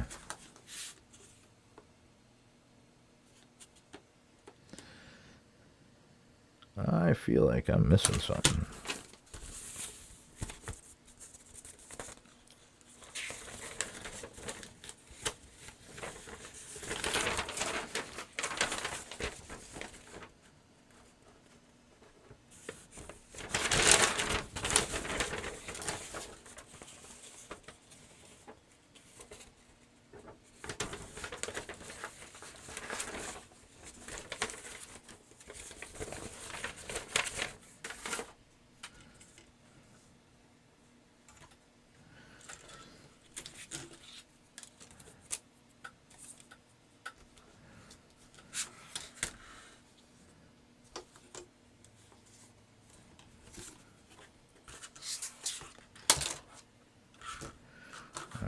Now I did see them use switches, so I guess that's what's...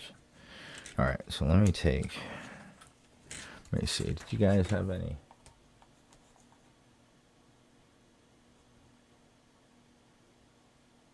Yeah, that's what I was next going to do, is just install the switches in and then put it in.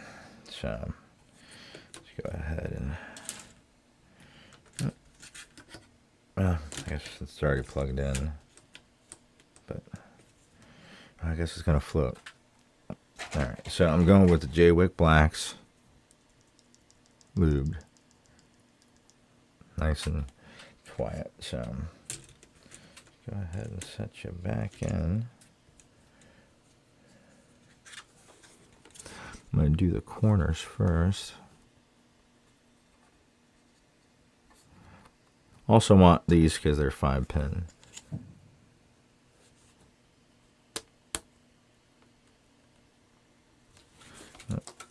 I think I am going to unplug it and do that. Switches separately so I have control to hold the backings, because we don't want to pop anything off, do we?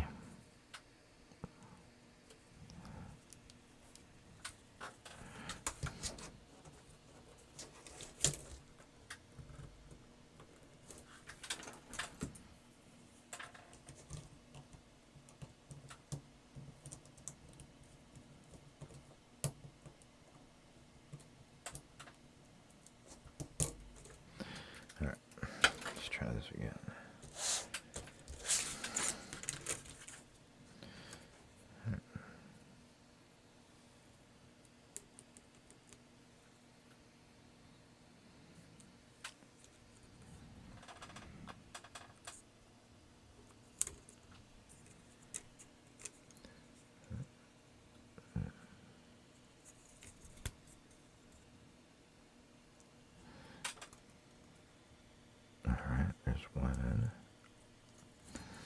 We have to get a few in and pop the plate up. So, alright. One at a time, nice and careful, supporting back. Making sure that there's room for this to come back up without pulling the switch out of place. Oh, and I just noticed the switch is not all the way closed. That's one of the things I hate with some switch casings. They appear to be closed, but you have to really take a second look at them to make sure. Because if not, you'll have problems like this where they just don't want to slip past the plate. Alright.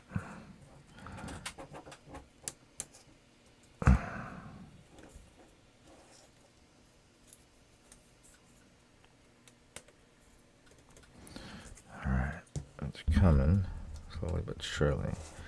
Basically, the instead of using studs, it's using the switches as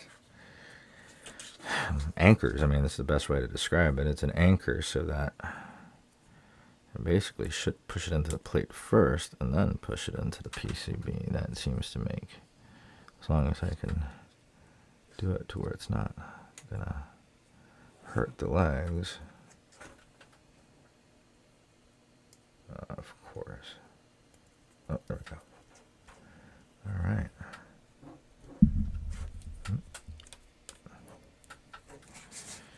All right. Thank you for your patience, guys. I know I'm a little slow, but I don't want to sit here and complain about conditions or anything. But my hands just not as agile as they used to be, which sucks. But you know, that's life, and that's getting older. But I have a beautiful family, and I'm happy about that. So I hope everybody out there is having a nice weekend.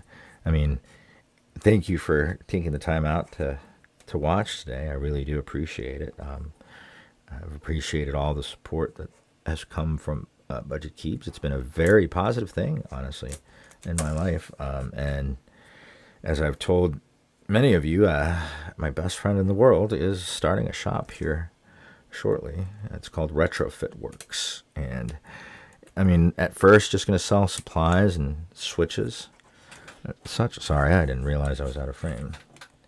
But with the eventual intention of actually producing, manufacturing components right here in Detroit, Michigan.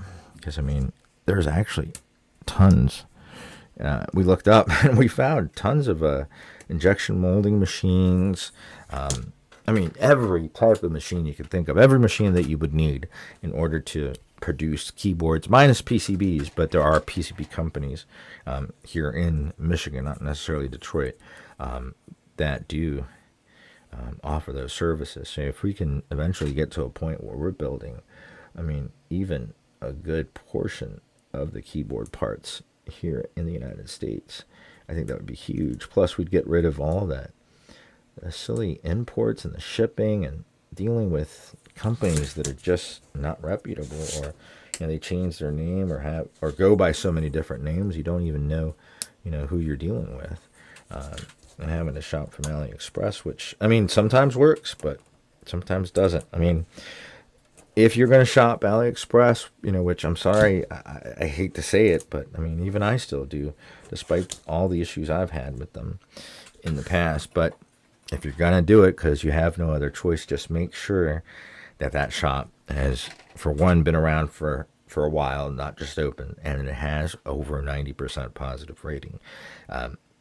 That will diminish your chances of having a bad experience with them. I mean, that's the best advice I can give, because it's sad, but AliExpress really is almost the best option for a lot of us when it comes to boards, because that's just what's available to us. All right, this is not wanting to go in for some reason. Make sure this switch has got straight legs and it's completely closed. All right, so let me try some more on the edge. I think I'm gonna have to pull some more up off the edge before going into the middle. I've always heard to do it from the middle in, or from the out in. So perhaps that would work.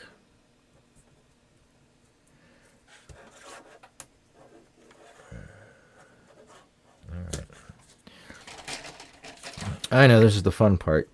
This is the parts I wish I could just speed up and go into flash mode and just get these done nice and quick. But I mean, this is an important part of the build. We got to make sure that these go in there into each socket, not bending anything, and especially not pushing any of the hot swap sockets out of their spot, because that is just travesty. I saw a post the other day, I believe it was on MK, about a guy that opened up his keyboard and found the hot swap socket scotch taped to the PCB.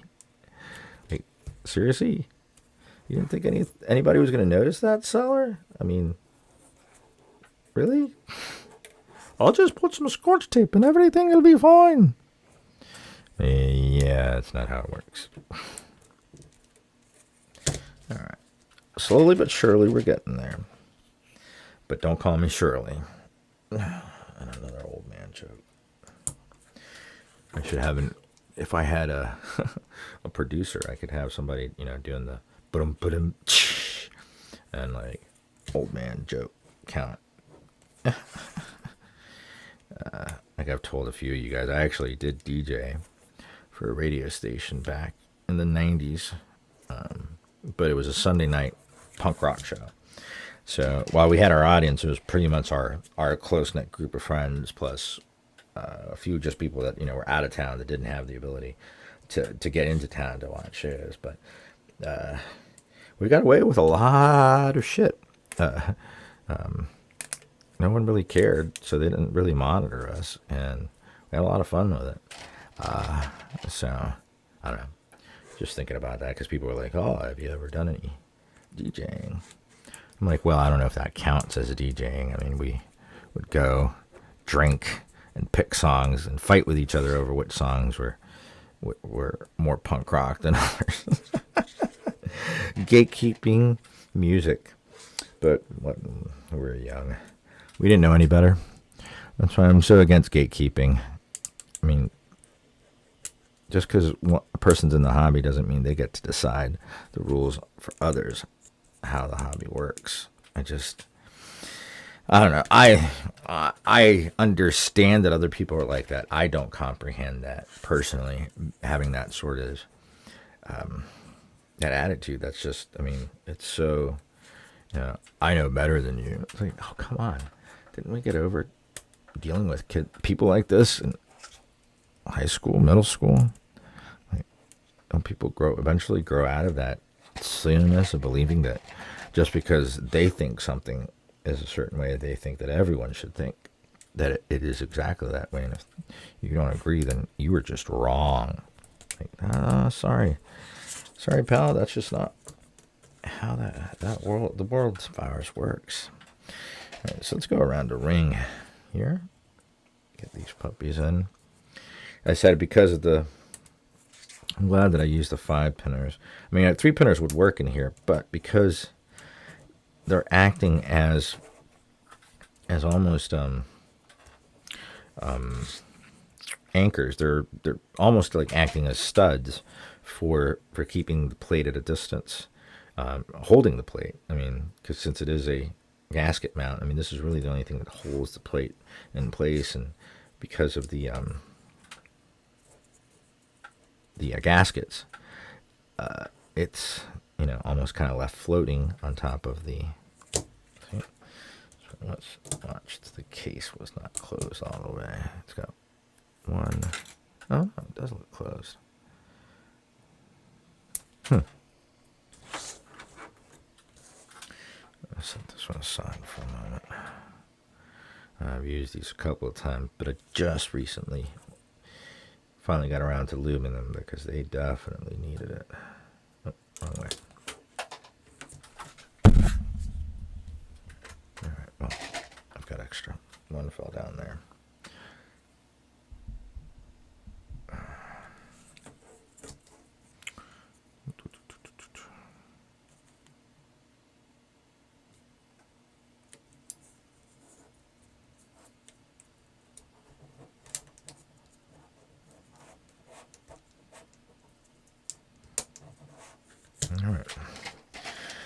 All right, so it's starting to get a little better here.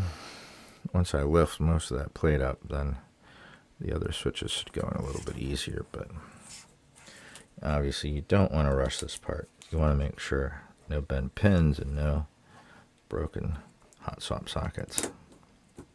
You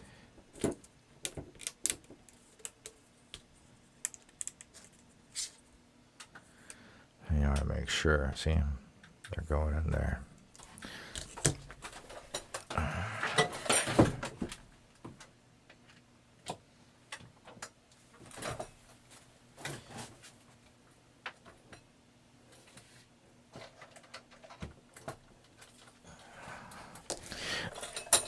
figured I might forget about it, so I went ahead and got it.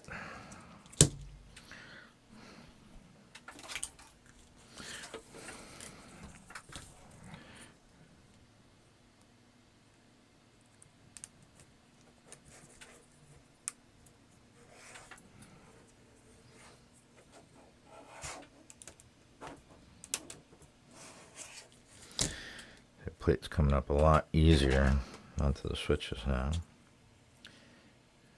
Again, I apologize for any, see, the case wasn't closed all the way. Sometimes that snap is only one side, not both. So you gotta pay attention for it.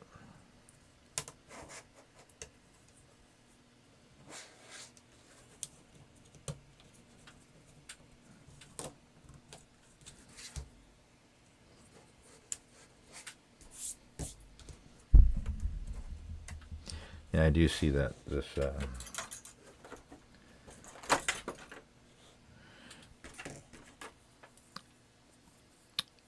plate or that foam for the switch pads is kind of bunched up a little. I'm gonna take this one out and see if I can fix it. It might be here. It's bunched up in the middle.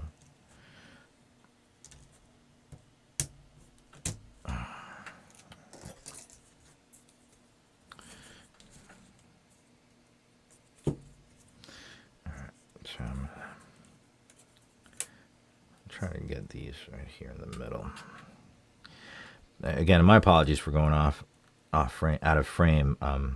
It's just, it's hard to do something without just sticking my noggin all the way in into the frame, and that's all you see at the top of my bald head, which I'm sure plenty of you just don't want to see that. I don't blame you. Oh, that was, oh shit! I bent the leg on that one. See, that's what happens when you're not careful, kitties. Oh, sorry, I didn't mean anything by that. I just, to turn a phrase I use. I say it to my kids all the time. All right, let's see. I'll try this one over here.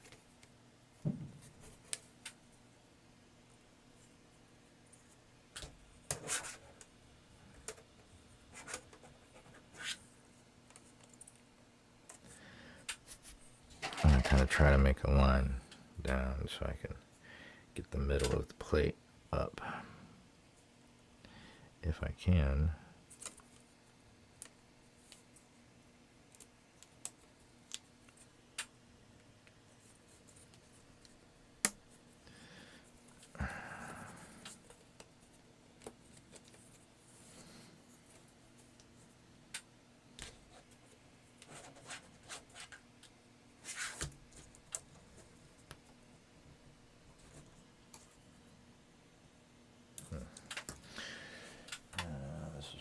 Spudger would come in handy, and I just do. Oh, I do know what it. I use a spudger so I don't actually use a piece of metal against the PCB, because that's not something we want to be doing. Oh, the spudger's broken.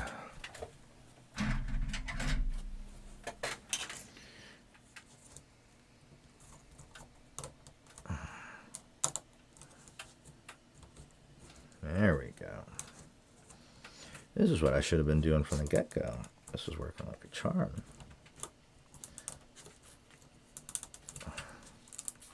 Basically, I was putting some switches in, and they were going into place, but it was popping out other switches on the other side of the keyboard. So, all right.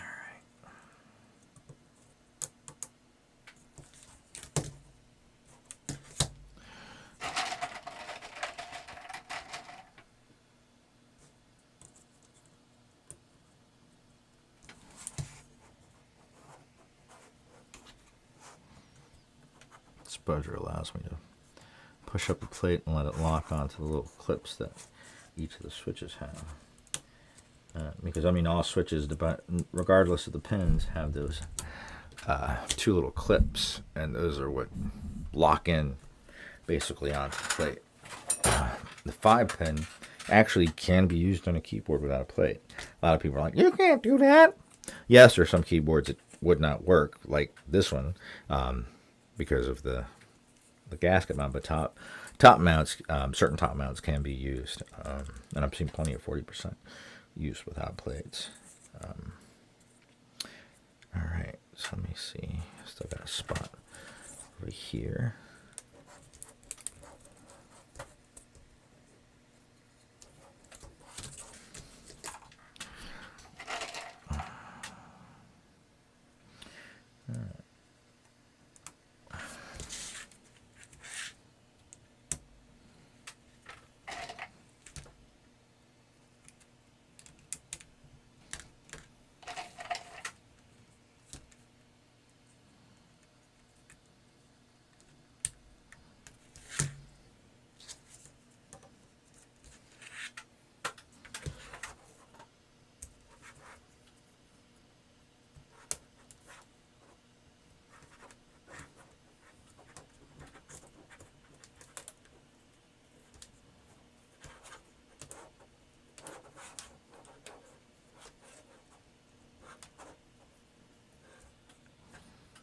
All right.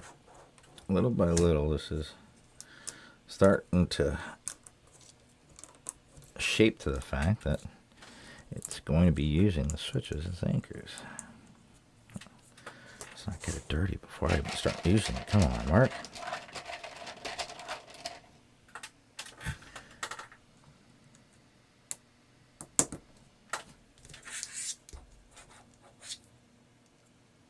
Yeah, it's starting to pull up. That noise was pulling up the plate with it.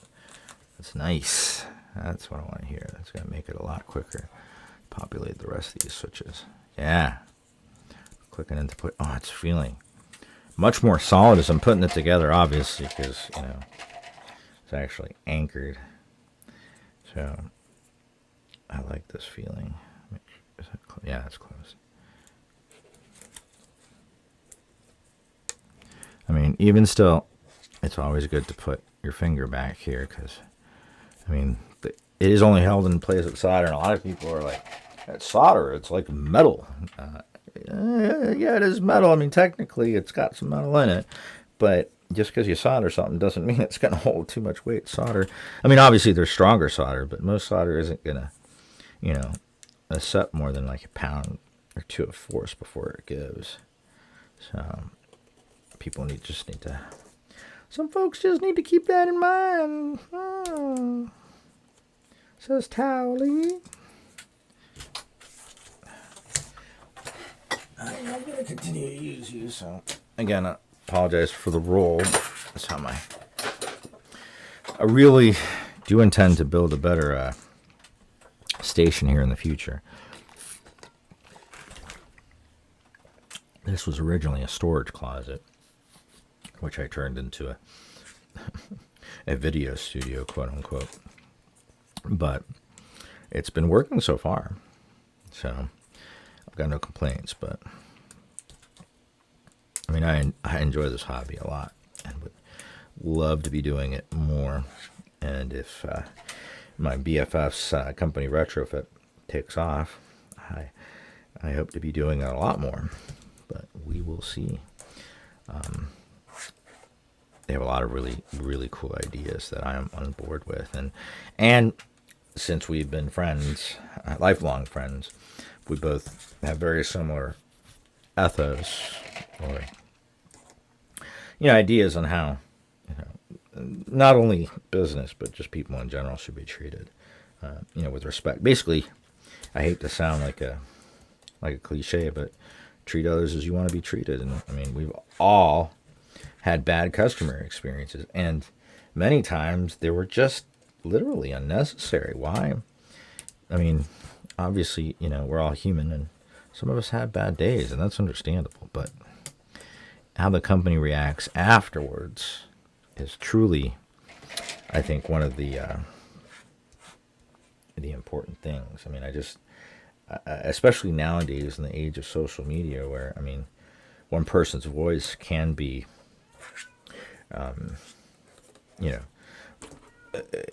you literally, we have the ability. I mean, I hate to bring up Andy Warhol as an example, but he did famously say in I want to say the 70s, the 60s or 70s, that in the future everyone will have their 15 minutes of fame, and to a certain degree, YouTube, TikTok, Instagram, all these social media networks have allowed, a lot of people's voices to be heard. And I mean, I'm sure as many of you have seen things go viral and make stories, that otherwise, wouldn't have been covered by the media, kind of get pushed to be covered by the media because it becomes such a big story because of all the people responding to it. So,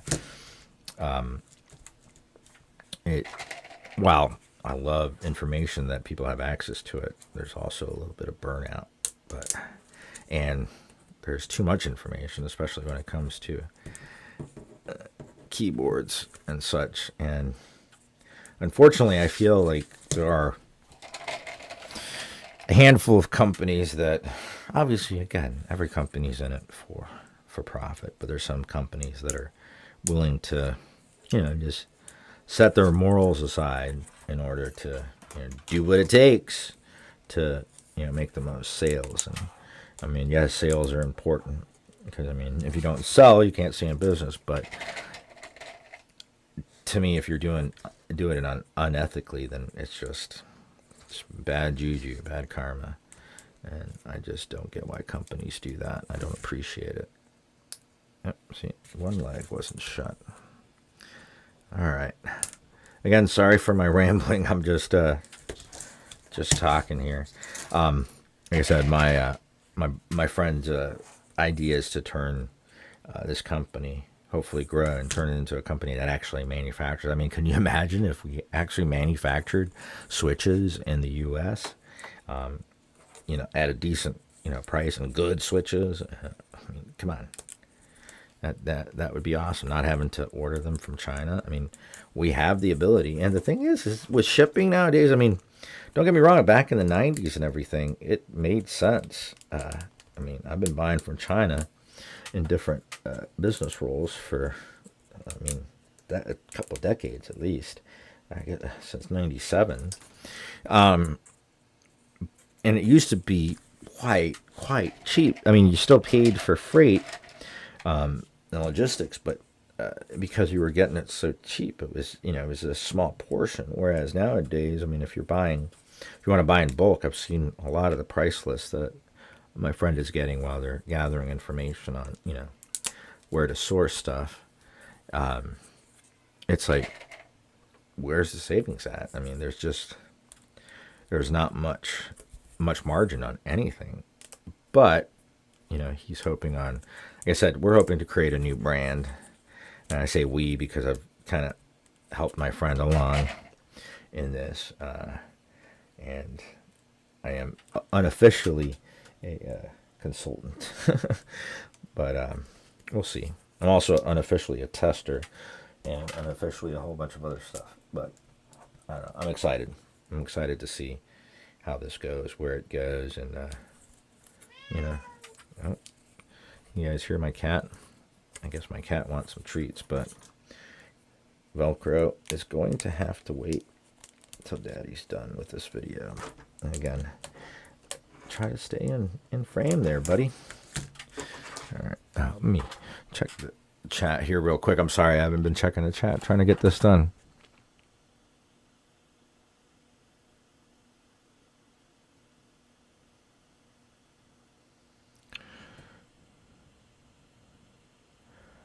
Yeah, they are the Jaywick Ultimate Blacks. I'm sorry, I just said Jaywick Blacks. These are the Ultimate. I bought them a while ago. I just haven't really used them.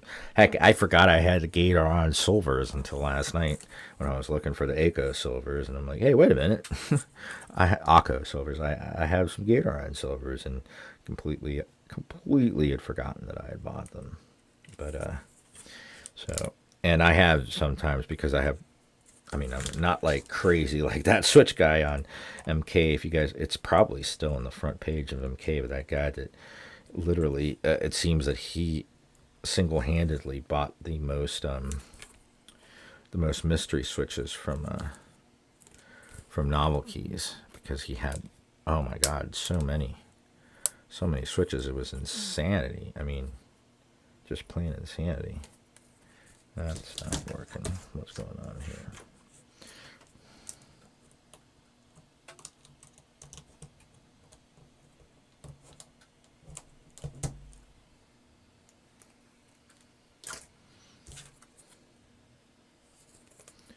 I mean, foam is a little bit off, but it shouldn't prevent this from going in all the way.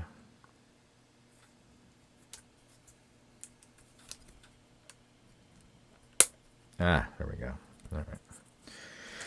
It's this not quite on plate, but thankfully it's PC, so it's flexible.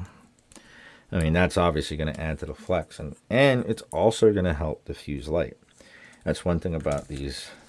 I'm a big fan of both carbon fiber and PC plates, because not only do they have the flexibility, which I like flex, but I'm not like, I don't need my board to be like a slinky. I mean, too flexy, and it's kind of feels like I'm typing on a water board, if that makes any sense. But I have a couple of boards that I was able, they're top mount, but I was able to get PC plates for them, and I like the sound. I like how they feel. I think they're in my opinion probably my favorite. I'm not big on metal plates, but you know, sometimes, especially with these budget boards, that's all you get. So that's when you start working on getting rid of that ping that can come from really, I mean, obviously even aluminum boards suffer from that, but on those cheap, like the Yusu boards, although I mean you can get rid of the ping, it just takes a little bit of work. Like I said, I do enjoy modding boards, especially budget boards, taking them and making them something really nice. And I was surprised how quick I took to it. Granted, I've been messing with IT and all sorts of gadgets since I was like talk, basically. I was lucky to have access to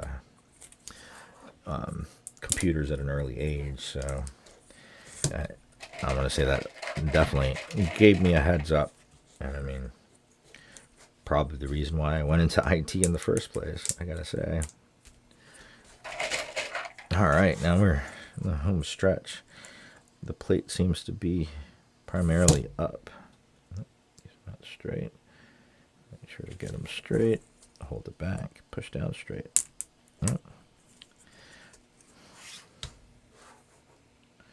As you can see, the plate is nice and straight. Again, I will, when I do a mod, I'll take some pictures of the MCU to see about if it's, I'm curious to see if it's the same. I'm going to say, I bet you it's the same as the Tester 68. I could be wrong, but I mean, the PCB obviously is marked differently, but the MCU, I'd be surprised if it wasn't the same. Because I mean, one thing, I don't know if you've opened up your Tester 68, but there's actually a spot for an LED, a single color LED, underneath the caps locks indicator, and if you add an LED, it will work. So perhaps that the MCU that it has on board has the ability to control lights, but because there's no lights on it, it's just not doing it. Crooked leg. It is important to get these legs straight before going in. I mean, obviously the minor inconvenience to bend the leg on a switch, although you bend them enough times and it will break off, but that bent leg hits that socket just right, it's just going to push it right off. Like I said, it doesn't take much weight at all. Much weight at all. Oh, still at a spot there.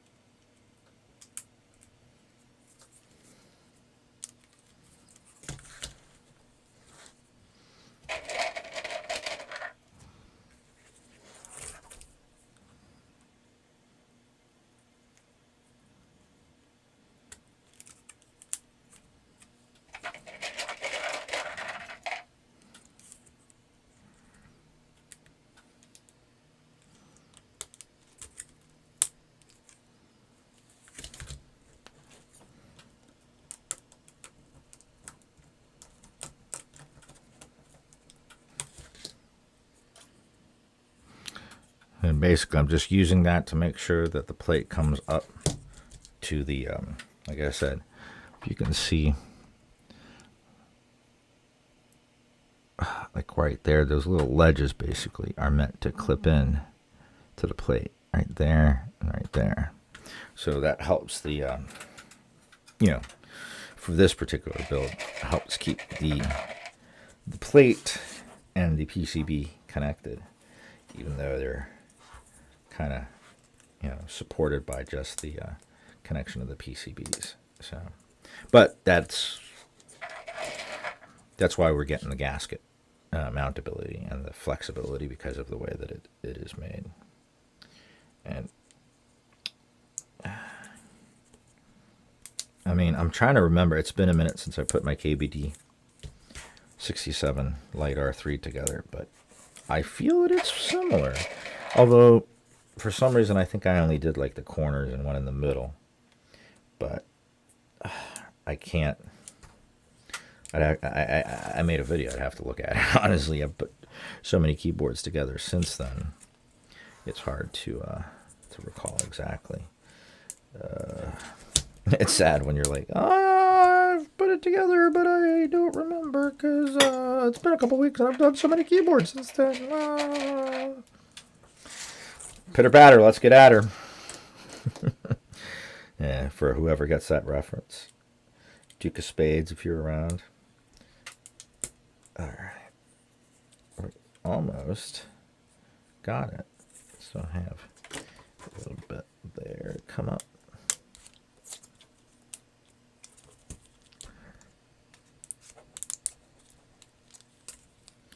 Yeah, it's coming together nicely. Oh, all right. Getting so close. I'm getting excited here. I'm getting excited. All right. I think the rest of these should go in fairly well. I mean, the plate is up enough. That might need a little. Let's get the last of these in.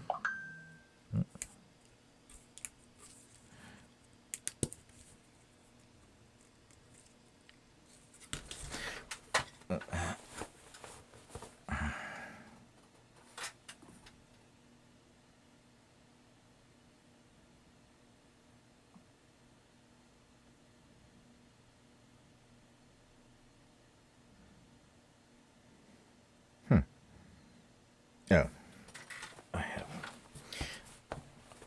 I guess I have a package delivery outside. But let's see for now. All right. Let's do these last two. Yep.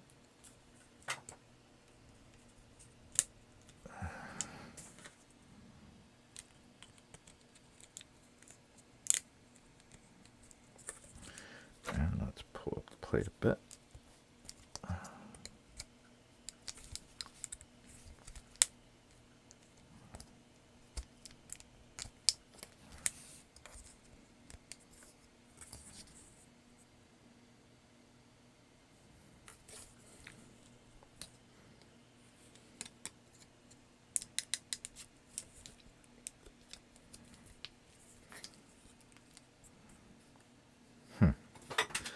I got a whole row that's just kind of in there. The plate doesn't come all the way up. So I rather uniformity, so I'm going to redo a couple of these, see if I can get that plate up. I need some space. See if this will do it.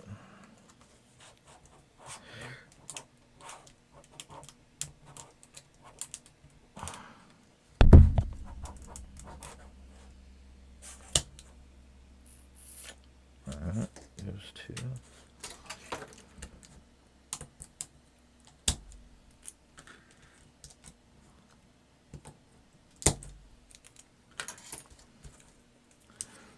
See, there's just a slight bit of gap, so I'm going to keep the switch pressed in, push up on the plate to lock it in place. Ah, there we go. See, now they're flush with the plate. Oh, but these aren't. Oh my goodness, really?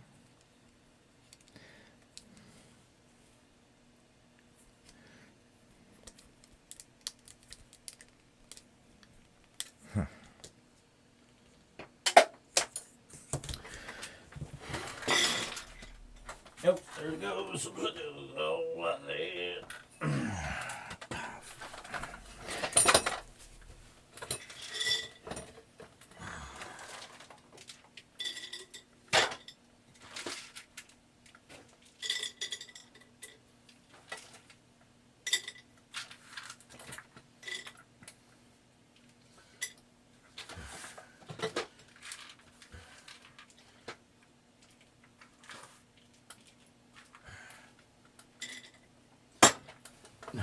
My apologies. All right, looks like I'm going to have to pull up a couple more switches to get that row back there. Try this one. And this one. I should have caught this before, but I thought they'd come up. So I got closer, but see, there's a huge depression right there. So I need to...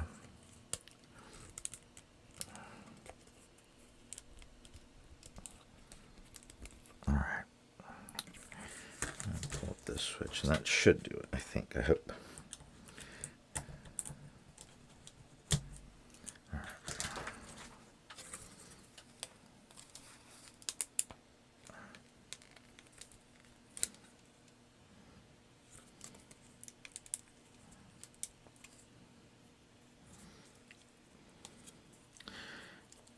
All right, well, this is a bit of a pain. I do like that they are snug. So, I mean, being a bit of a pain to put together, it actually may serve it to perform better. Not always a rule of thumb, but I have seen it more times than not because it's built more solid. So as we're putting these in, the plate is staying in place and seems to be coming up to the switch as we want it. Yep. All right, we just hadn't set that row back enough. The rest of the rows are looking nice and flush, so we're good. All right, let's finish her up then. Oh, again, sorry about that.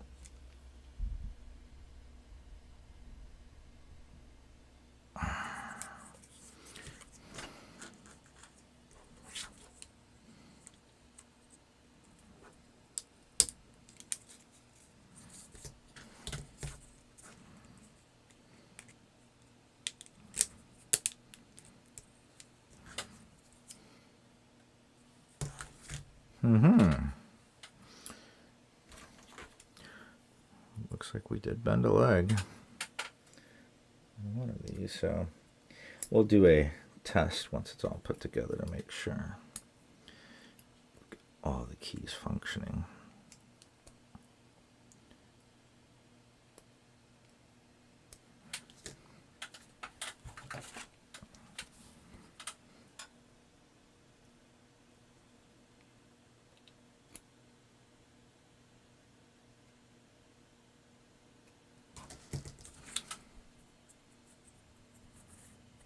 None of these are loose, so it just bent it.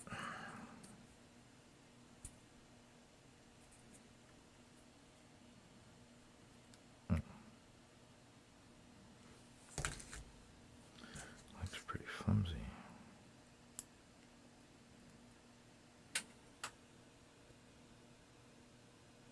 All right.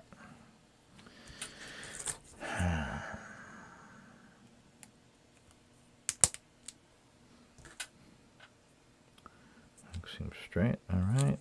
Brace the back. Push it down. All right, we're in. So this is it. All right. Let's get to it then. Let's put you on.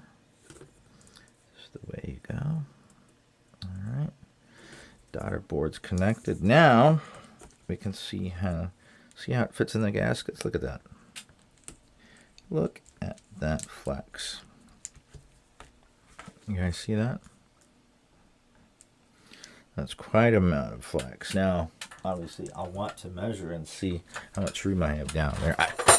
Obviously, I want to put some dampening down at the bottom, but I don't want to fill it so much that it's going to interfere with this flex. But, I mean, budget board with this amount of gasket flex out of the box. That's pretty good. All right, so there it is with the top on there, and as you can see, that really does nothing to affect the flex. So let's go ahead and find this baggie before we lose it. So these are this is the Allen wrench screwdriver. All right. So how about before we close her up, we take a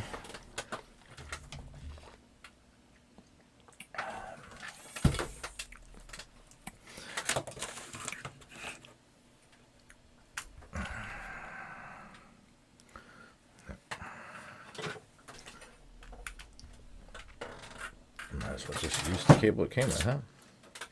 We just need to. So I'm gonna do a run quick keyboard test real quick. Make sure all the ports and all the switches are doing good.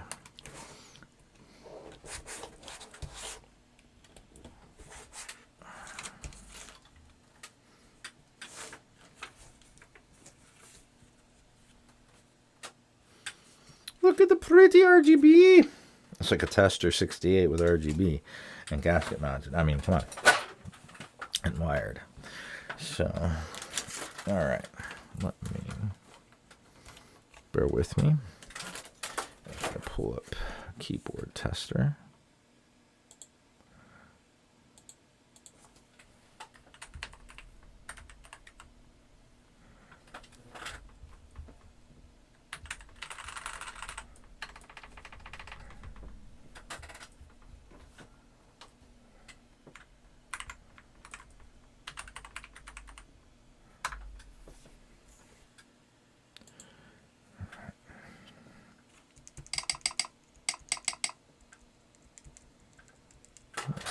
That's why we check.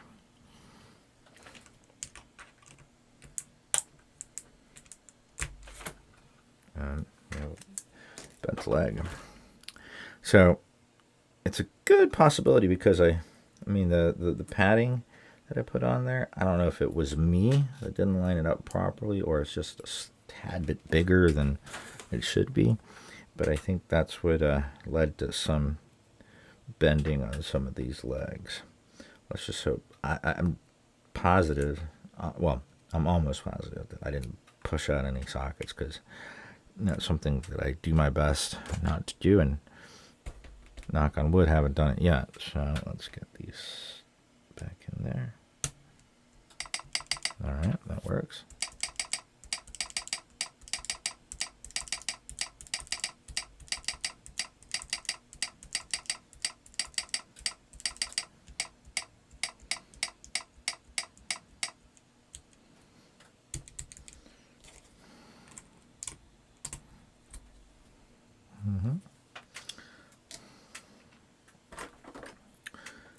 Another bent leg. It's usually a good idea to test everything before putting together, but I was told this board was tested before it shipped out. So, and I did not want to, I just wanted to get this video on the road. If it wasn't working, then obviously I didn't think the building part of it would be in any way lost, but now I'm testing.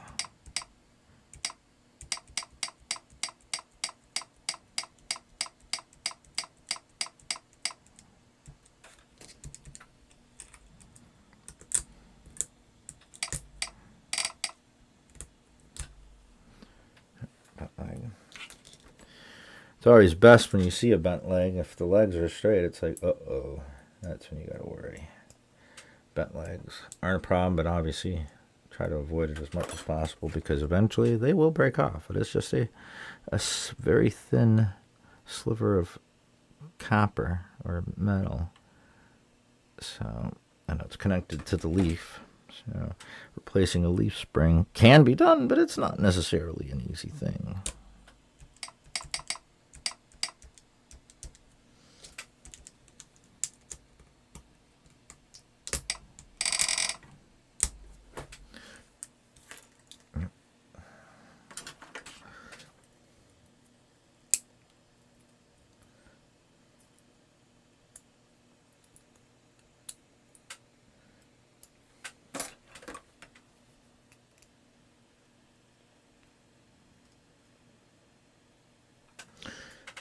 just like to use a nice set of needle nose.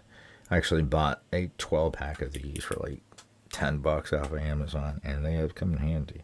I literally have a pair in almost every room in the house.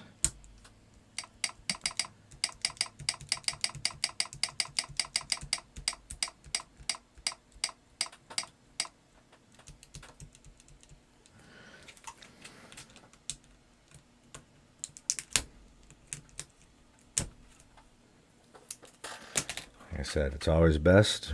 I mean, a bent leg is much easier to fix than a broken or a hot swap socket that's been pulled off. I mean, it's one thing if it's been pulled off and the pad's still on the PCB. I've got plenty of spares, but more often than not, when I've seen it and people have come to me for repairs, I've seen it with the PCB pad pulled off. Now, in a lot of cases, not all, but in a lot of cases, you can just basically create a bridge over to the next one over. I mean, find if it's in a column or row, but just go to the next one over and create a bridge with a wire. Not always the case, but it can be fixed. All right, that works. And that's the function key. Yep.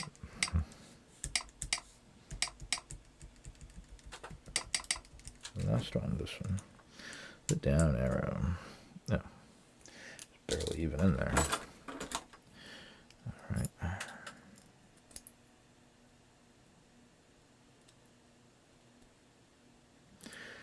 So this keyboard looks like it's going to be first available through KeyMonkey.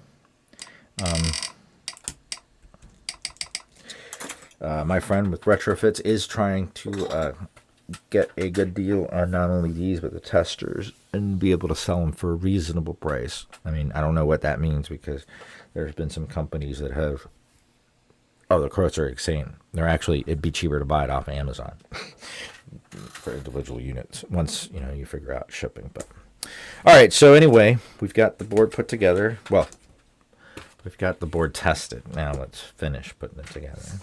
And then we will put some keys on it and do an initial sound test. Again, I do plan to come back to this board and do a full mod to it.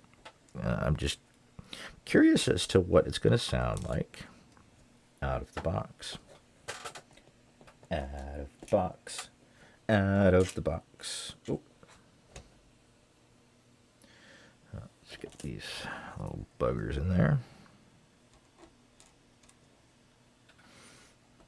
Now, of course, this doesn't come like with the KBD 67 with the carrying case, but don't get me wrong, I like it. I think it's a cool plus. I have never used my keyboard carrying case, so I need my keyboard. It usually goes in my backpack. It's just, I don't know, but I don't think it's. I mean, let's see how well this performs against that. I will be pulling it out and come on. Is there some magic to these screws? Something I'm missing? Bottom ones don't want to seem to go in.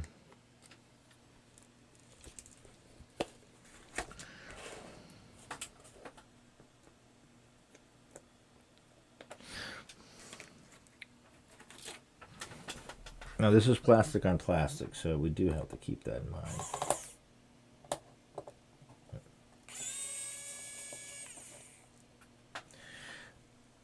I really shouldn't be using the power tool, but call me the daredevil.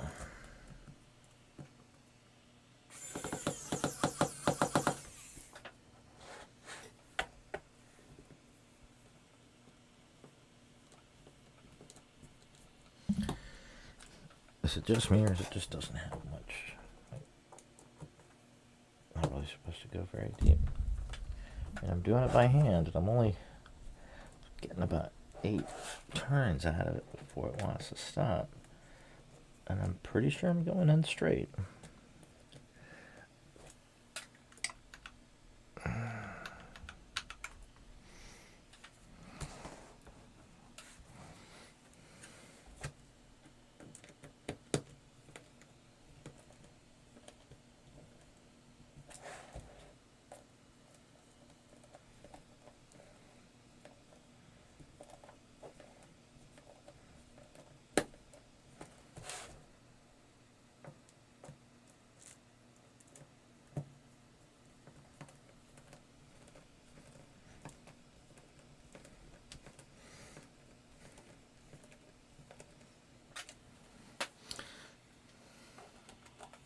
Looks like these are just little buggers, that's all.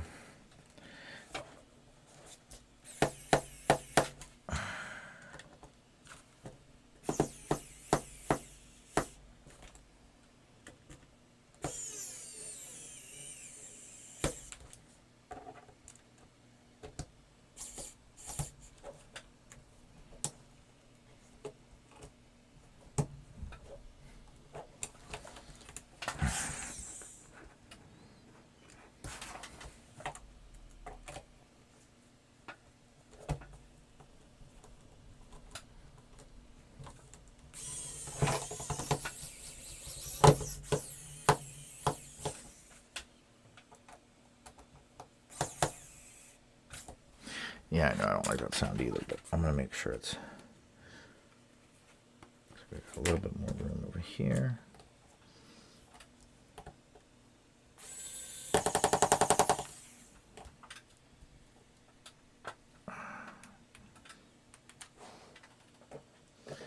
I mean, I like the screwdriver because it doesn't have too much torque, which means it does pretty good at screwing metal into plastic without ripping it apart, because it will stop before you give it too much force, which I can be known for doing. Again, one addition they could have made to these is put metal inside the standoffs for the case. That would have been, in my opinion, I would have paid $5 more for that, and I know it doesn't cost that much. All right, we still have a little gap right there. Let's see if using this one helps. No, this one slips too. All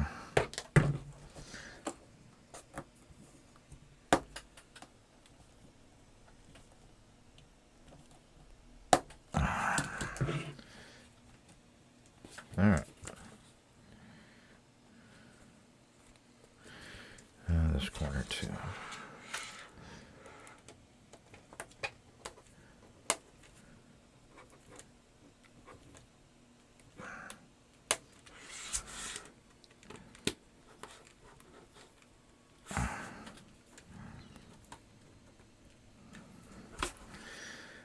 All right. Yeah, I just want to ensure it's nice and secure and closed, so that gasket doesn't have a chance to slide around there. Last thing you want is a keyboard that's sliding. But we also don't want to strip these screws and never be able to get back in here again, because that would suck pretty bad. Actually, I'm going to try a bit of a dull tip.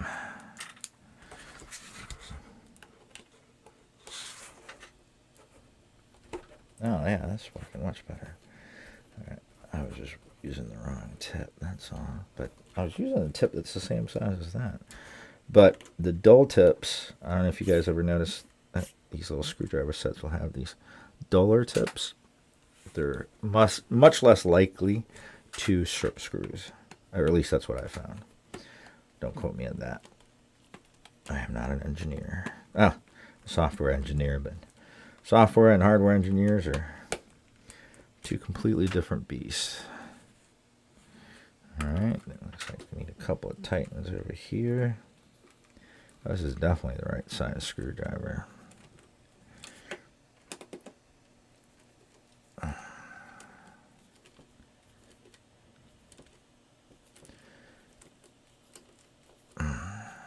Yeah, that's doing the trick. Tighten them, but not too tight to where you can't untighten them. You want to still be able to turn back and forth. We're not trying to embed these into the plastic forever.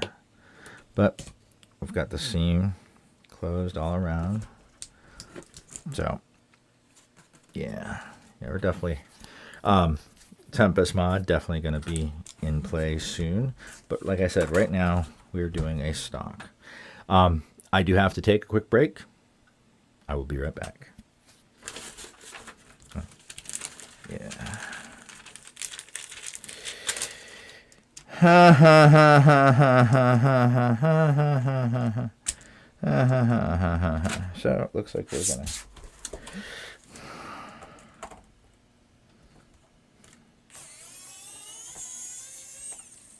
This one's definitely the tip for that.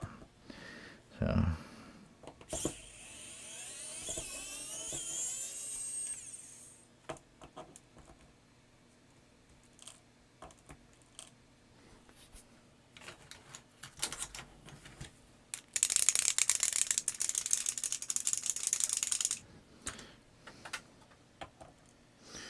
So yeah, iPhopod.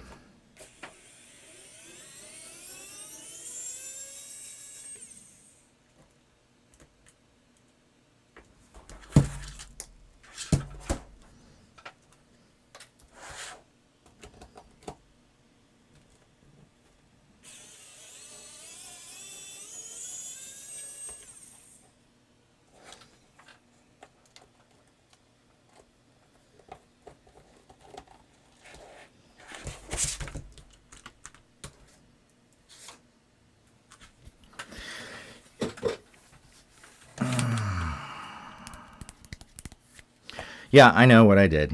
I forgot to put this between the plate and the PCB. That's what I get for thinking too much about the filming, not thinking of, but if you guys are patient with me, I will undo it and fix it. I probably should have been paying attention to the chat because I'm sure somebody said something and I just wasn't. Well. You know what they say, to err is to be human. I can't believe through the whole time me trying to get the switches in the plate, I didn't realize it for myself that that's what was missing.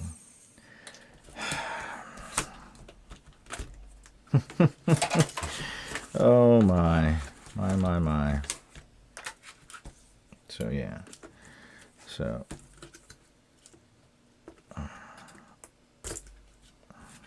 all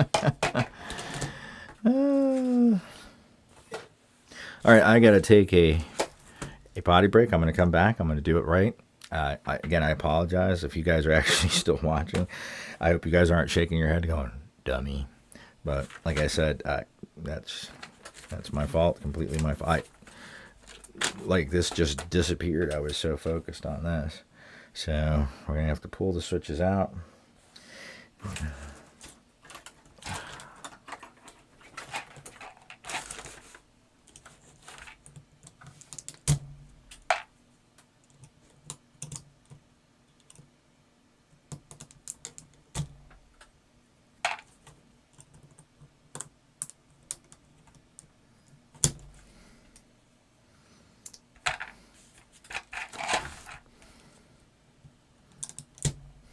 I can't believe I did that.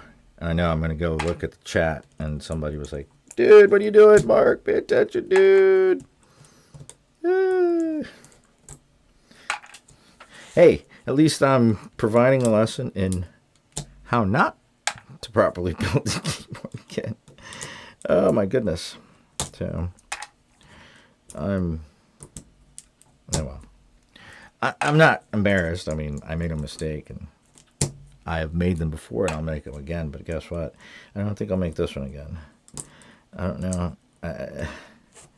Like I said, I'm trying to pay more attention to what I say, but at the same time, you know, build well. But not that I can't multitask, but obviously I'm not multitasking at 100%. I'm splitting my CPU across too many threads. I really just feel silly about this. Again, thank you all who's anybody that's sticking around.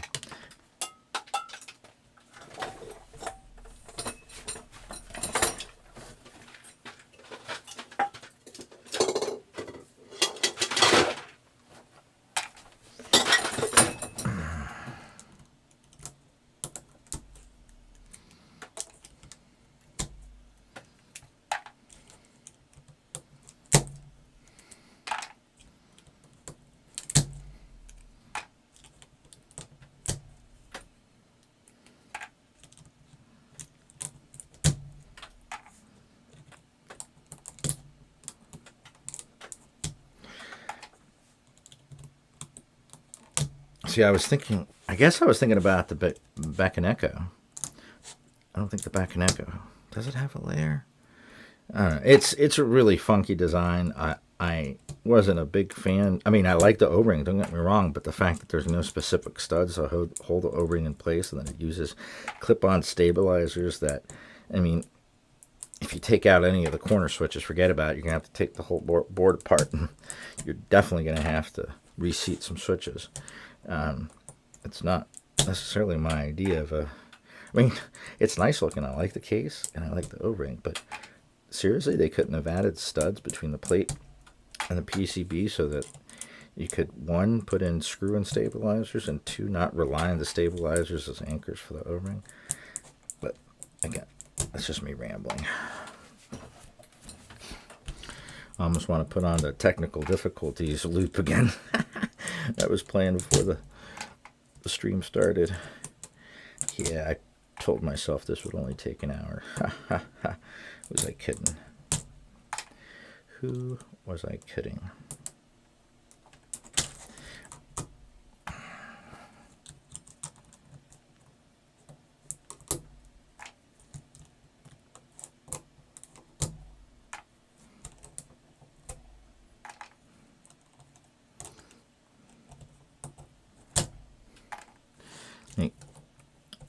That silicone layer completely just skipped my mind. I was so focused on getting the plate on and putting it together that I just completely almost should have just gone ahead and did a type test to see how it sounded without the dampener. But I know that dampener is going to make a big difference. So I'd rather do the stock with everything that came with it, not just a simulacrum.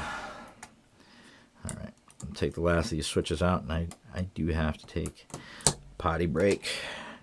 Yes, I have kids and grandkids, so I still use potty. Don't sue me.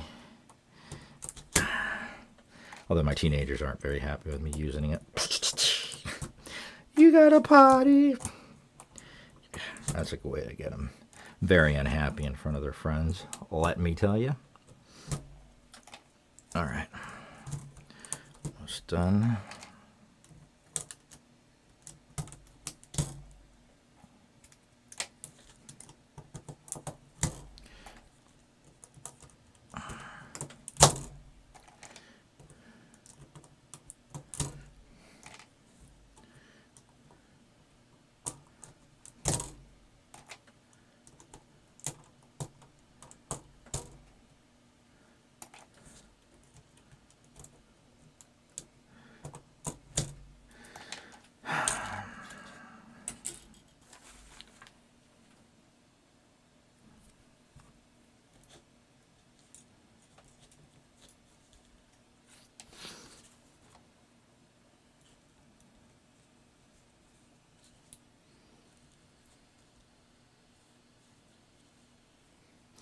And that's how it's supposed to be.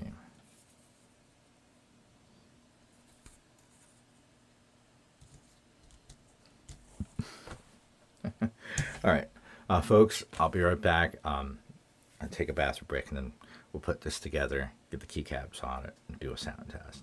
Again, hopefully when you guys get this board, if you do order it, you'll remember me and you won't do this. I'll be right back.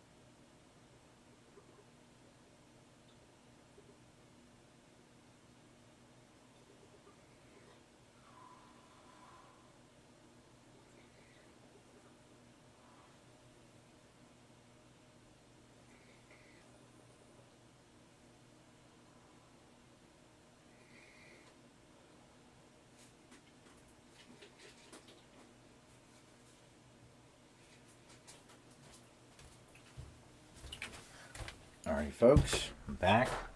Hopefully, some of you are still here, so we can finish up. You're not. Hope you guys are all done laughing at me. I mean, come on. Mistakes were made. So, now we have the silicone layer between the plate and the PCB.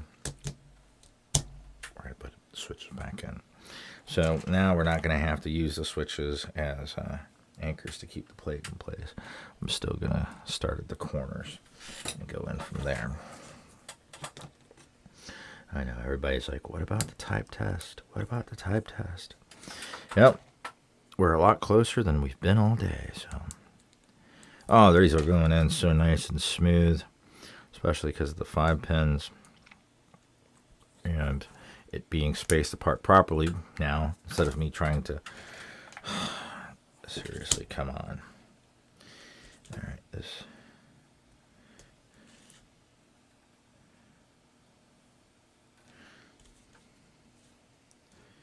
Does it really go like that? I mean, but not impede. Trying to figure out how this piece goes.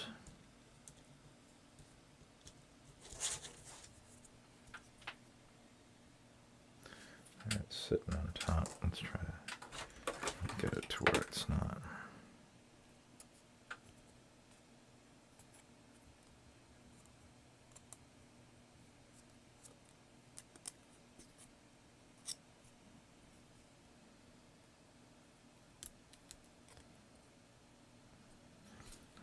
I guess that's how that piece goes, so that once you put the switch in, it's not going to fall out, because otherwise it would just fall out. But put it in, and the stabilizer's still working, so that's the way that goes. All right. Anybody keeping track of how many switches I've dropped?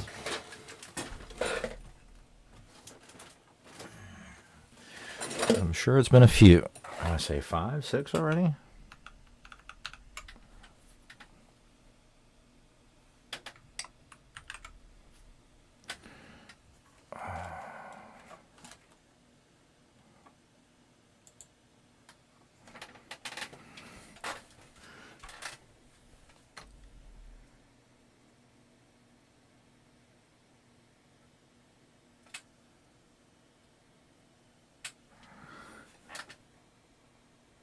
So far, I think the board's, I mean, it's very, I mean, a PCB could be better. It's a mid-grade PCB. But just thinking about this in the KBD67 Lite, it is not as good, but it's definitely a good kit. And for the money, I mean, it's definitely I like it so far. And RGB is quite bright on it for those who like RGB. But the design of it, like I said, I obviously made a faux pas, but I don't think that was the fault. So far, I haven't really found any really design flaws, minus this switch, which is kind of questionable spot they put it in. But where else were they going to put it? On the bottom? That would make more molding issues for the case. So I kind of get where maybe the engineering team was like, well, just put it there. I mean, it's just a blocker. It's just taking up space. So, but I don't know. I don't think it's going to be anything that impedes the performance of the use of this board. So far, I like it so far. To answer your question, Pigeon, so far I'm happy with it. Obviously, I'll know once I do a stock type test on it. You know, I mean, I hope that it sounds great stock. But obviously, mods are probably coming. Like, I mean, that's one thing. I'm going to pull out the KBD67 Lite R3 and just do a quick comparison. That one is stock. Actually has, I believe, unlubed Holy Pandas, Fecker Holy Pandas. And if I'm not mistaken, I could be wrong. I'm pretty sure there are tactiles in there, though. They could be the sponge. I mean, like my wife says, this hobby is like adult Legos, and it really is. Although I think it's almost more expensive, as expensive Legos can be. But it's actually quite enjoyable. And like I said, that's why I was talking earlier about making an app, because I've got an Excel spreadsheet, but even though I could access it from my phone, it's just trying to work on a spreadsheet on a phone isn't the easiest thing if you ever tried to do that. So that's why I was thinking an app would be great to be like, oh, okay, I just switched these from here to here. This is what I paid for it. This is how much I've spent so far. Obviously, I also have a marketplace to be like, hey, I've got this, I want that. And somebody could be like, hey, I want that, I've got this. With as limited fees to no fees as possible. But obviously, we'd have to think about creating a safe space. Making sure that people aren't going to rip other people off, because that's obviously always a concern in practically anything nowadays, unfortunately, because there's always people that are seeing an opportunity to screw people over, unfortunately. I mean, don't get me wrong, I'm not making any excuses, but this world doesn't make it easy for a lot of folks, so I don't excuse that type of behavior, but I hate to say that I understand. Live in a crazy world. How can we not expect some people to fucking be crazy? Oh, this leg got bent over. At some point, it looked like it was still working, but it definitely got bent over.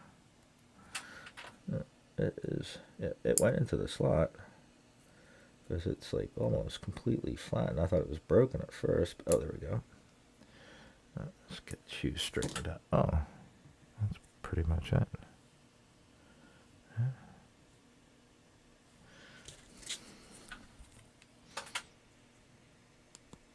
Yep.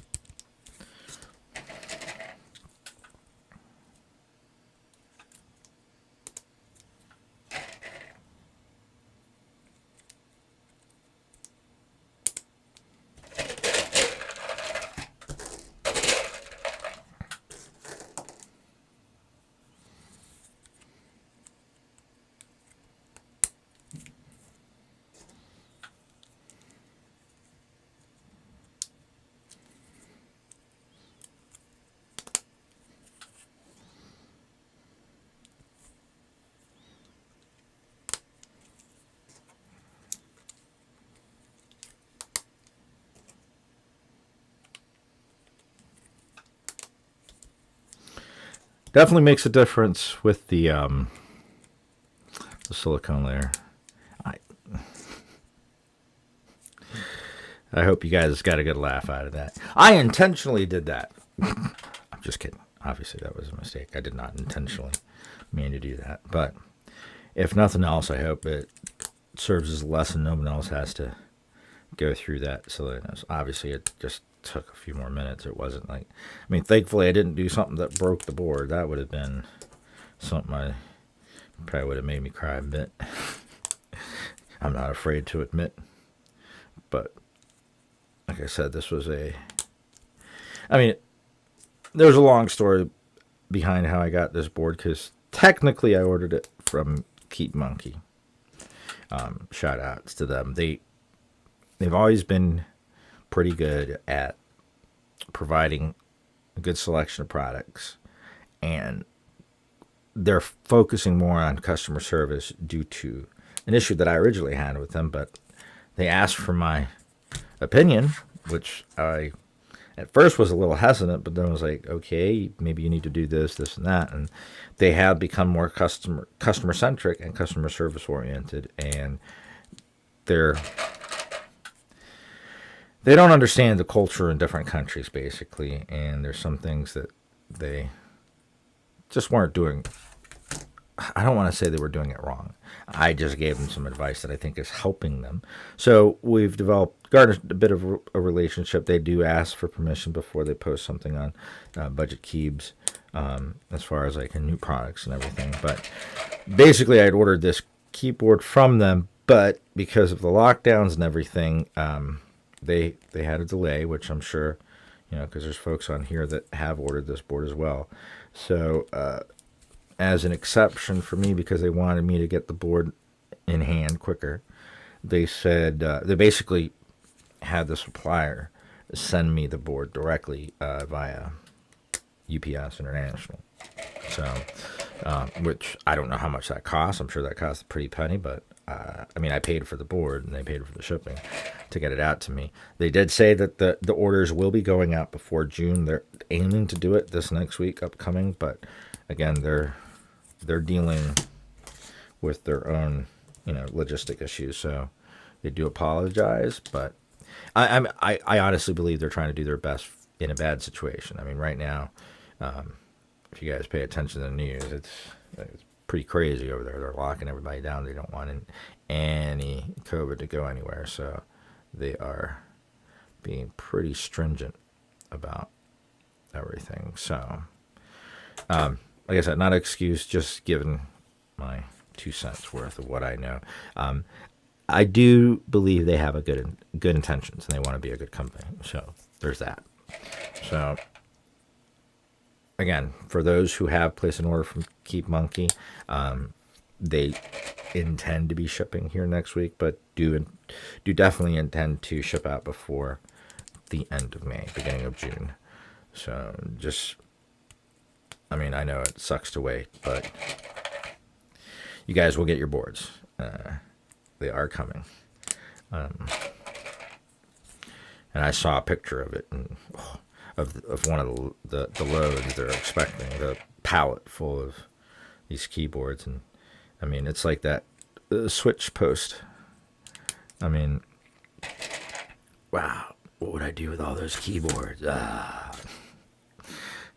It's like Scrooge McDuck swimming in a pool of coins of gold coins. I'd be like swimming in a pool of switches. That would be scratchy as hell. I think that might hurt. This is not closed. All right, there we go. All right, sorry if I'm coming out of frame. We're on our last row here. I'm sorry for my babbling, but I just want to fill the silence. Maybe next time I'll pick a nice song. That's the whole thing. What would I pick? I'd have to pick something just like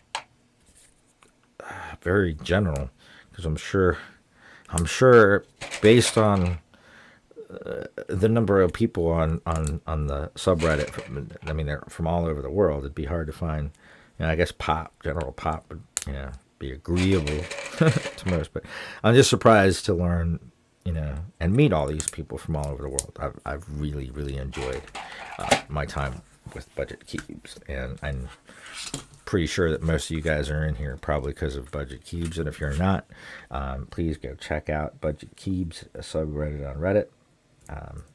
It's a great place. We try to be as friendly as we can, and treat others with kindness, and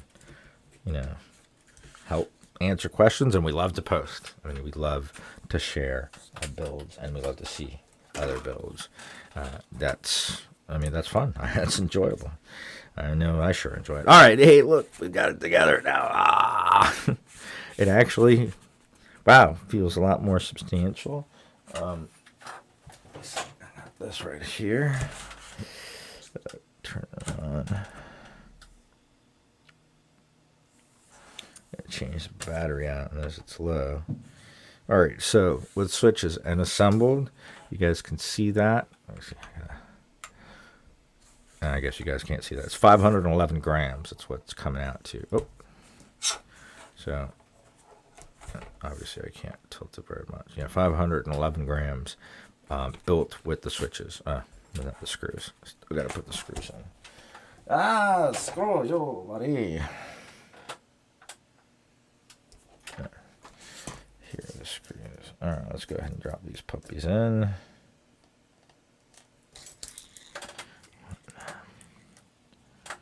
2, 3, 4, 5, 6, 7, 8. Then they give you a couple extra screws. It's a good thing because, in case you might strip a screw or two. So, way I usually like to tighten this caddy corner. I know I didn't do it before. I was a little impatient. That was part of the reason. I mean, I blame it obviously some on my train of thought being sidetracked because I'm trying to do two things at once. But it's really it's that I really want to get to typing on this keyboard. I really want to see what it sounds like. So some of it's just kidding me not being very patient. And that impatience tends to lead to errors or just overlooking simple things like putting in the silicone mat that comes with it. That's a big part of why this board was purchased in the first place.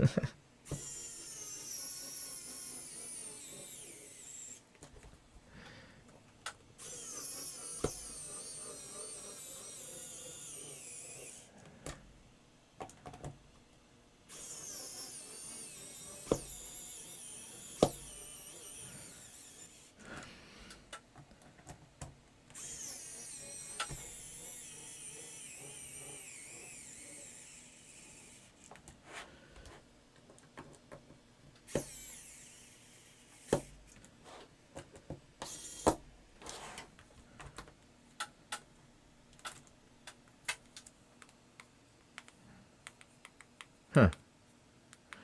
I just killed it.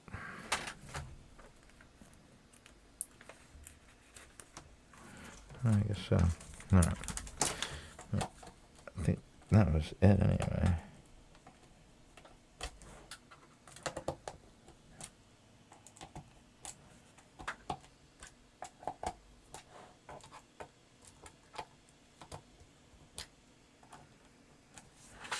All right.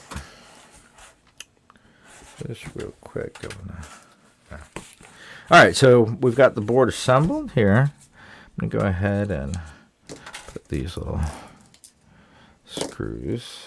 I know I got some extra ones too, but I like to kind of clean up as I go just to make sure I don't lose any extra pieces come with it. All right, so for this, for the keycap wise, I decided to go this set. I still have the original box, but the Akko Wave. It's an ASA profile, basically their version of the SA profile. Now let's see. This has two sets of alphas. So I'm gonna see which one do you guys think is gonna go better with this board? These alphas or these alphas?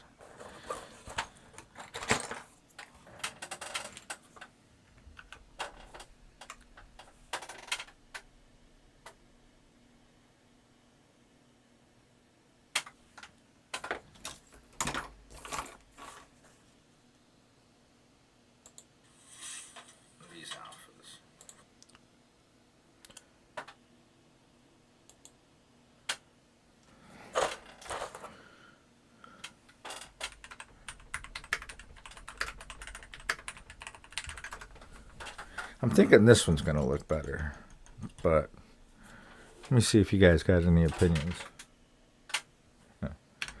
Caps lock's on. Either way, well, thanks, Pigeon. That was a lot of help. I think I'm going to go with the not neon green. I think I'm going to go with the deeper green. I think that will contrast nicely. Let's see. And yeah, I'm going to keep the space bar, the alpha, not the modifier color. Oh. All right.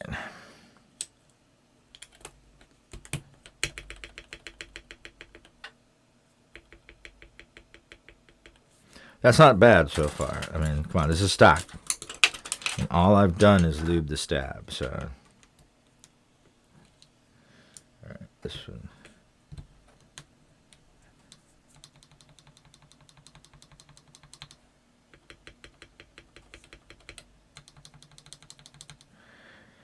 I'm not finding reason to complain here yet.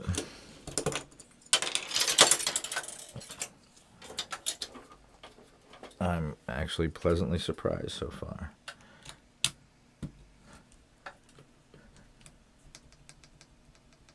All right, that one's got a little bit of a rattle.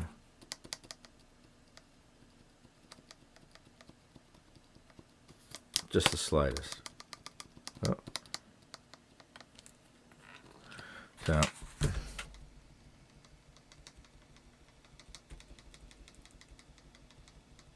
Alright, so you're probably going to do the plumber's tape on. That usually takes care of that. Let's see about this one.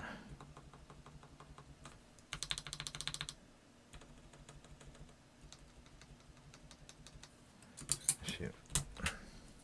Let me just try something.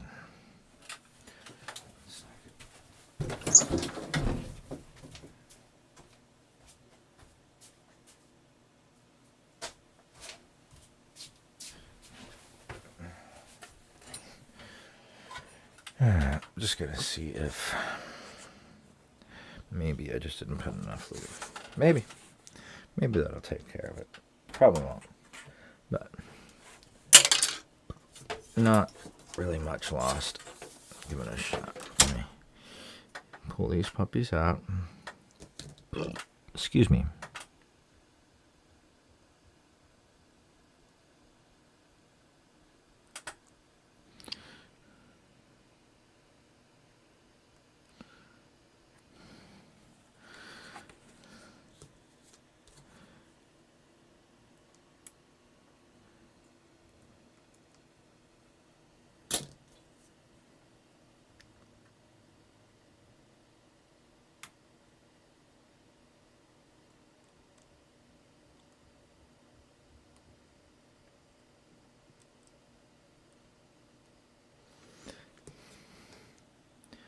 Yeah, the plumber's tape mod's definitely gonna.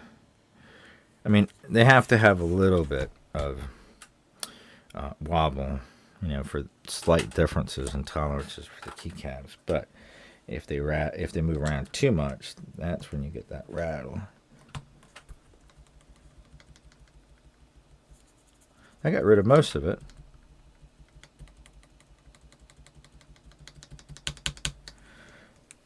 But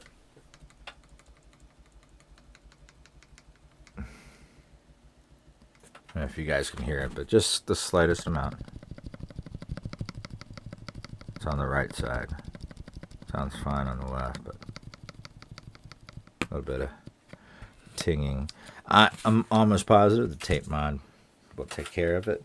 I don't want to just do just one. So, like I said, I'm doing stock. We'll modify it later. So let's just go ahead and get the keys on here. Do a quick sound test and just do a quick comparison with the KBB.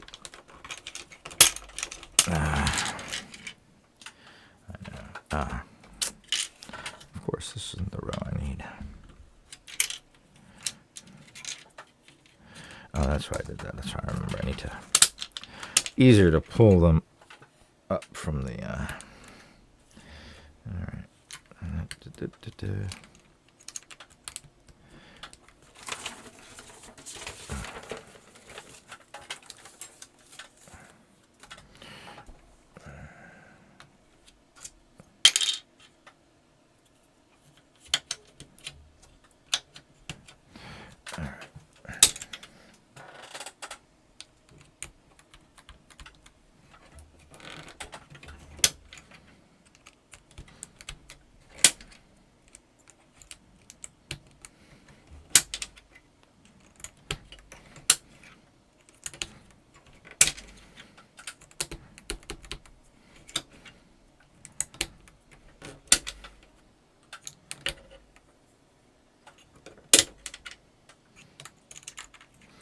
I'm just going to go with their standard layout for now. I will be loading up. Oh no, that's right. I don't know what I was thinking. This isn't the QMK board. There's another one. That's the Epo Maker that was just announced. That'll be coming. All right.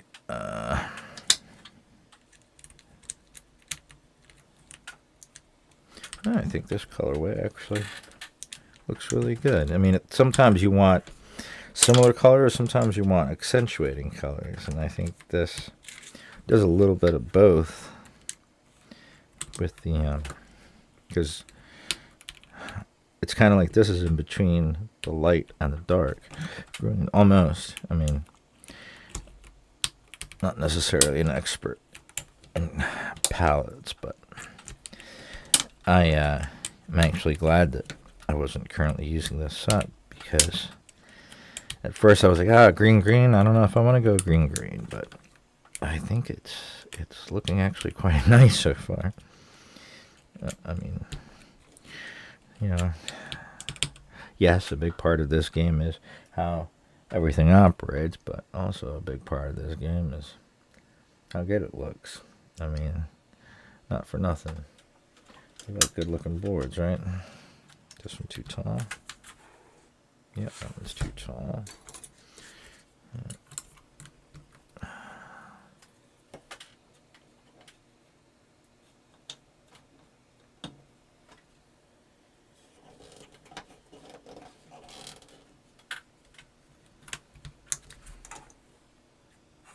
That was right. All right. You don't want to stay in there, do you? You just want to be free.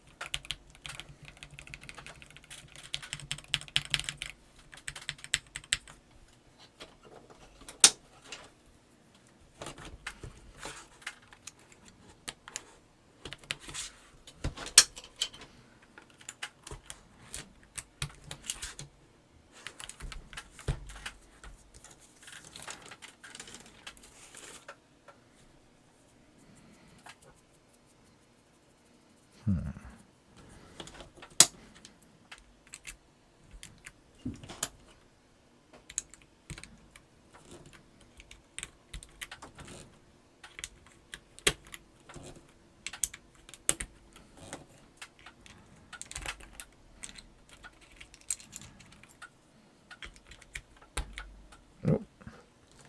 You are backwards, sir.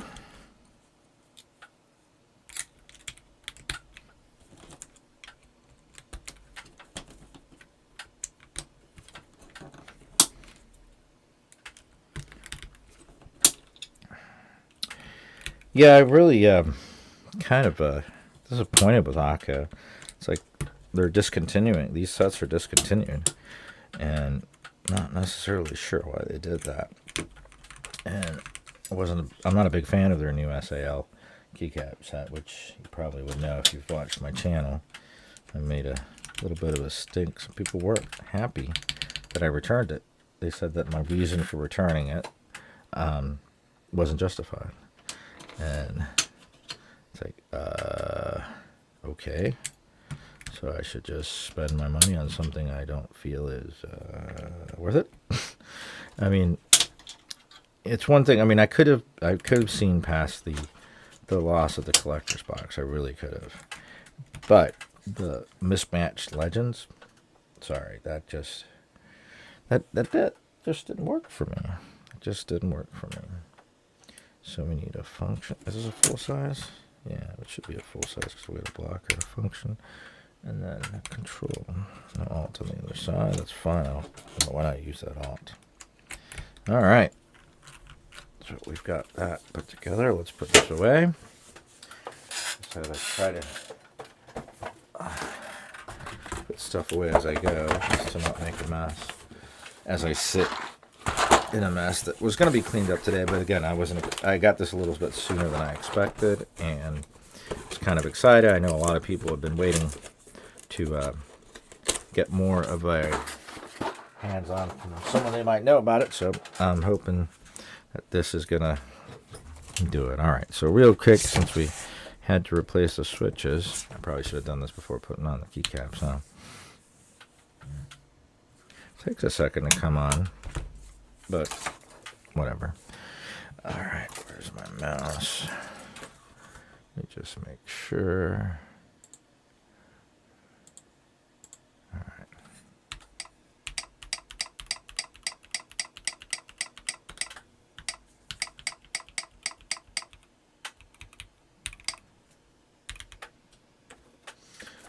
That's why we do this.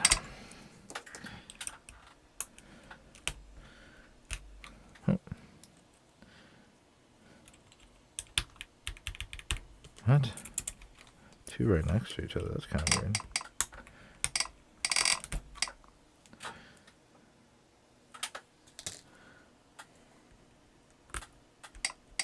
Oh. I think I just pulled it out. When I pulled out this switch. Pulled pulled out the keycap along with the switch because it was at an angle, I believe. Oh, I thought that port was broken for a second. About to have a heart attack. Not really, but you know. You know what I mean?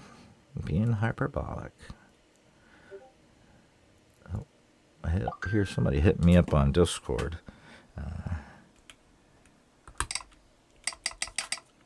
Almost done.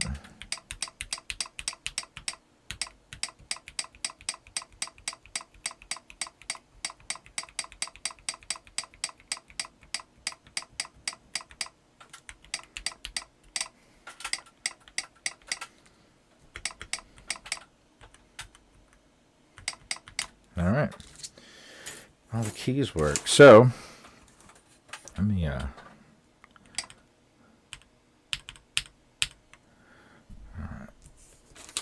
some of this stuff out of the way. I'm going to do just a really quick sound test here. I will do a better one with both a mic and a video here later on. I mean, I've got a mic on it right now, but it's going to be a little bit off of the, I mean, not quite on top of it, but let's see.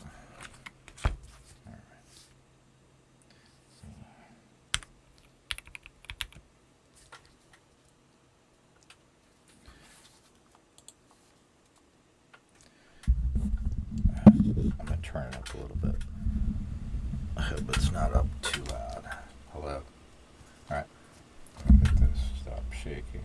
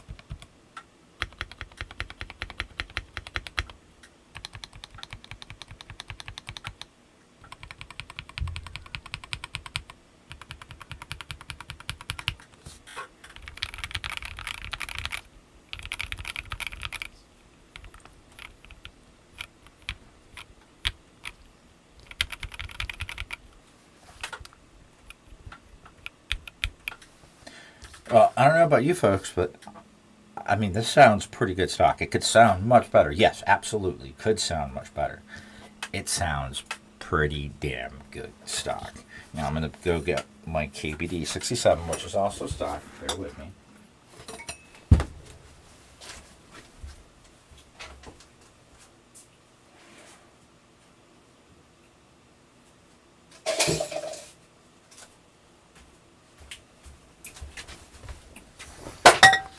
Alright. I hate doing comparisons of keyboards one-on-one, especially different manufacturers, but I'm learning that it really is important to quantify because some people may not know. Yeah, this is a different cable, but it didn't come with it. So, alright. Size-wise, we're looking at almost exactly, there's probably about a millimeter, maybe two difference on each side. So this is a little bit bigger. This one's flush, whereas this one kind of overlaps the inside lip. Now the blocker, I mean, like I said, I really doubt And it doesn't, it's not like the switch moves lightly. It's not, I doubt it's going to be accidentally hit, especially where it's located. Now, obviously we have flex here, but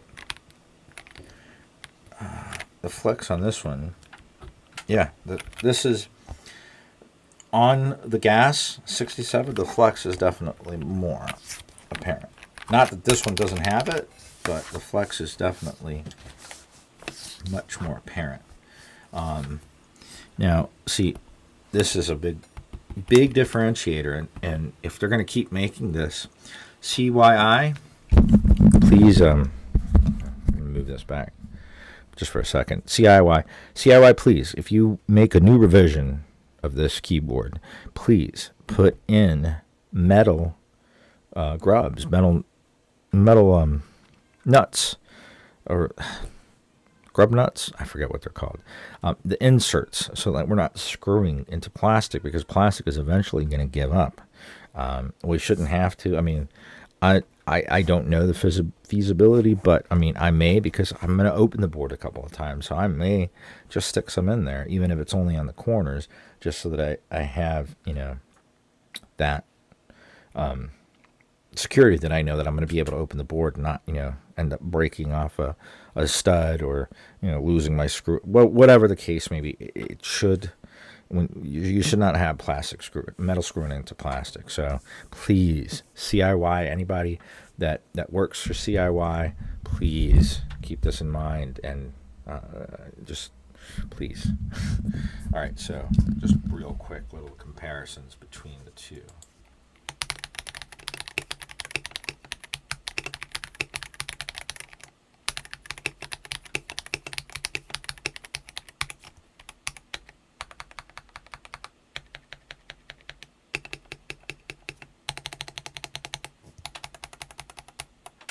So, real quick, this is running. What switches do we have in here? Yep, that was right. The Fecker Holy Pandas. So we got a tactile switch, so that's where we're getting a little bit more of that crunchy sound. Now,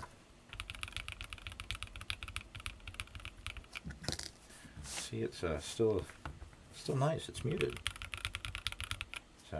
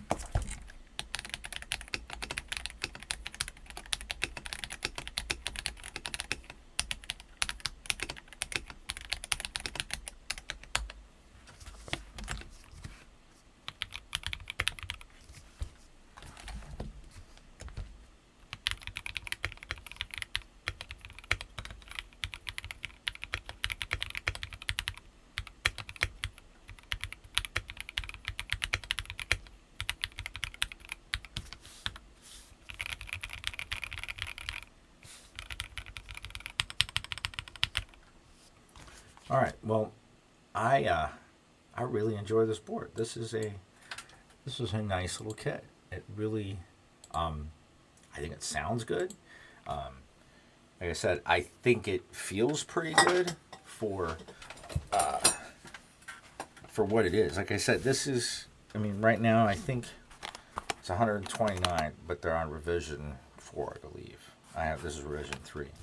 But with shipping and everything, you're looking at about $130, $140 before, you know, keycaps and switches. Now this one is going to be selling in the $30 to $60 range, roughly. So about half the price as the KBD Lite.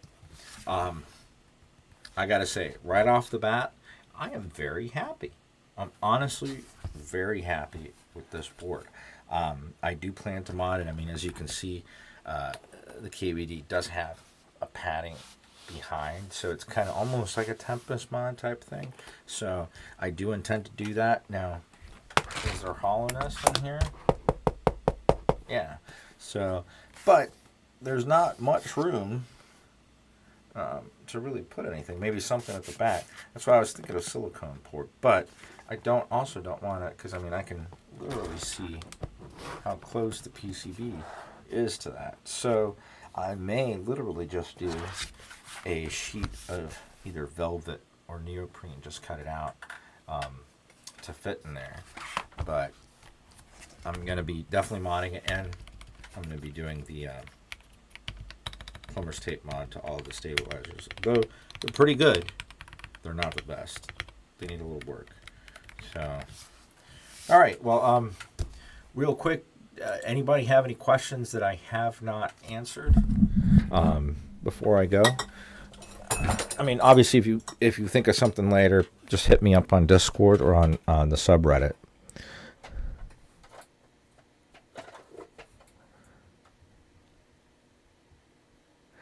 Yeah, it's not a wireless board. I mean, it seems to have a Bluetooth antenna, but it does not have that functionality that I know of. Plus, it doesn't have a battery, though. I mean, could it? I don't know.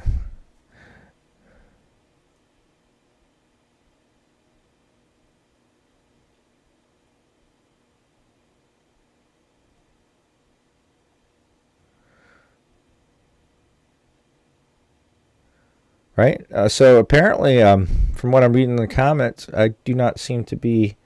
I haven't downloaded the software yet. I mean, I just got this board yesterday. I do know that there's software for this. I believe it does have remapping, but I will cover that in a video. I'm going to include some shots, some video from the build. Wow. We've been doing this for 4 hours. Wow, guys. But I do plan to do further videos, mod, everything. I'll do a more slimmed down version. Obviously, I'll put my mistake in there as a laugh, because I mean I did do it, and because I want others to learn. So hopefully nobody else makes the same mistake as I do. Granted, we didn't hurt anything, but I'm actually really quite fond of this board, and I actually want to use it for a little bit. I'm probably going to end up using this board as my daily here for a minute. Let me get you guys back up here for a sec.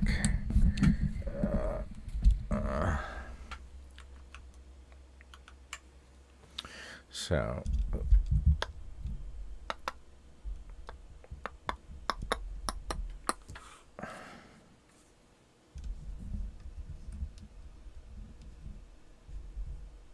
Yeah, I got a lot of things kind of just rigged up. But so anyway, I was not too excited about the color, but I actually like it, and I like it with. I mean, I actually think I found a home for the Aqua Wave, which Aqua Wave I actually originally bought this for a green mod 004, 003. I forget. Which mod it was, the Aqua mod series, and it was in green, but it had a lot of issues with it, and I actually helped them to figure it out. Basically, on Linux, if it was connected and you rebooted, the keyboard was dead. It would reset, and you'd have to go through this whole process to get it up and running again. So I had to unplug it every time I rebooted the computer, but guess what? I needed a keyboard to reboot the computer, so it was like a catch-22. I worked with Aqua employees for a while to get that fixed. And then I was like, listen, I'm actually more interested in the 007 because it has the knob, and I'd like to actually compare it against the Q2 knob as well as the GMMK Pro, kind of just round up the mid-range boards. And they're like, well, we're going to have a version 2. We're going to put in revisions that you and other people have given to us so that it's going to be corrected, and we'll let you know when you can order it. I'm like, okay, great. So I placed an order for it when they let me know. They gave me, I think, a 10% discount, which was nice. I received it. When I received it, unfortunately, we just had a death in the family, so I left it in the box for a couple of weeks before I got to it. But when I finally opened it, it was a version 1. And they were just like, oh, too bad, so sad. I'm like, just send me the version 2. I'll send this one back. But I haven't been able to get a resolution from them since. And don't get me wrong, I love their switches and their keyboards are nice, but their customer support is very lacking, and I'm just disappointed, to be quite honest. But sorry to go off on that tangent. Hopefully you guys enjoyed this video. Like I said, I will be coming back to this. I'm gonna mod this. I want to tune this to, I mean, even though it already sounds, I mean, this is stock, guys. I mean, not too many keyboards sound like this stock. This is pretty damn good, especially for the price. Like I said, it's going to range from $30 to $60 depending on where you're buying it from. KeyMonkey does have a discount code. I think I've shared it. If not, just hit me up. I'll share it again. And if all goes well, no promises, but I do believe that my friend who's starting the shop, and just so you guys to see what the name of it is, it's Retrofit Works. I mean, that's what we're doing. We're retrofit and stuff. So I thought that was a pretty cool name. He is aiming to carry this board. My friend is aiming to carry this board, Tester 68, and a couple other boards that are, you know, reasonably priced and known for being well moddable.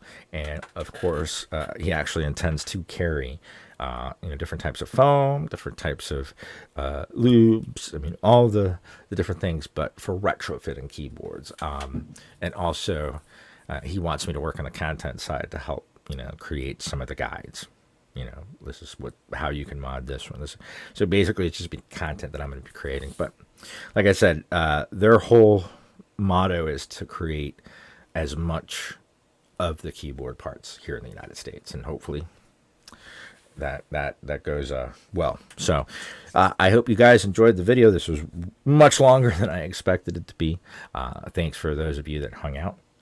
As always, if you guys had any questions, you can find me anytime. Well, you can, not anytime, I do have to work, but you can find me on both Discord or Budget Keebs, sorry, OCD, our Budget Keebs on Reddit, and ask me a question. I prefer, if you want to ask me just one-on-one, hit me up on Discord. If it's more of a keyboard-related question, don't be afraid to make a post. Just gather as much information as possible. A single one line, I want a keyboard, help me find one. That's not going to get you much reception. We do our best to help people, but you also just got to help yourself.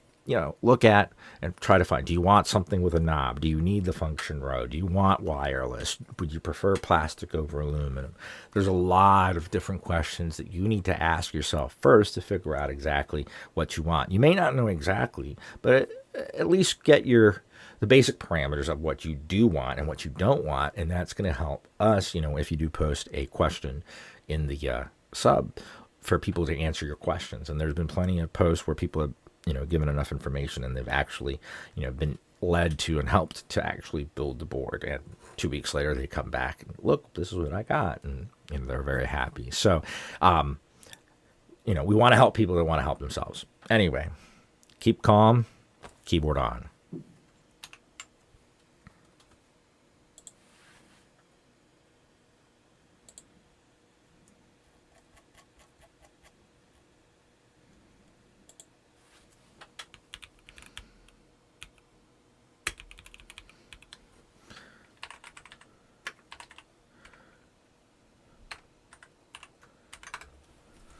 All right, bye guys. Thank you so much. I really appreciate everyone that hung around and dealt with me and my silliness. You guys have a great weekend. Keep calm, keyboard on.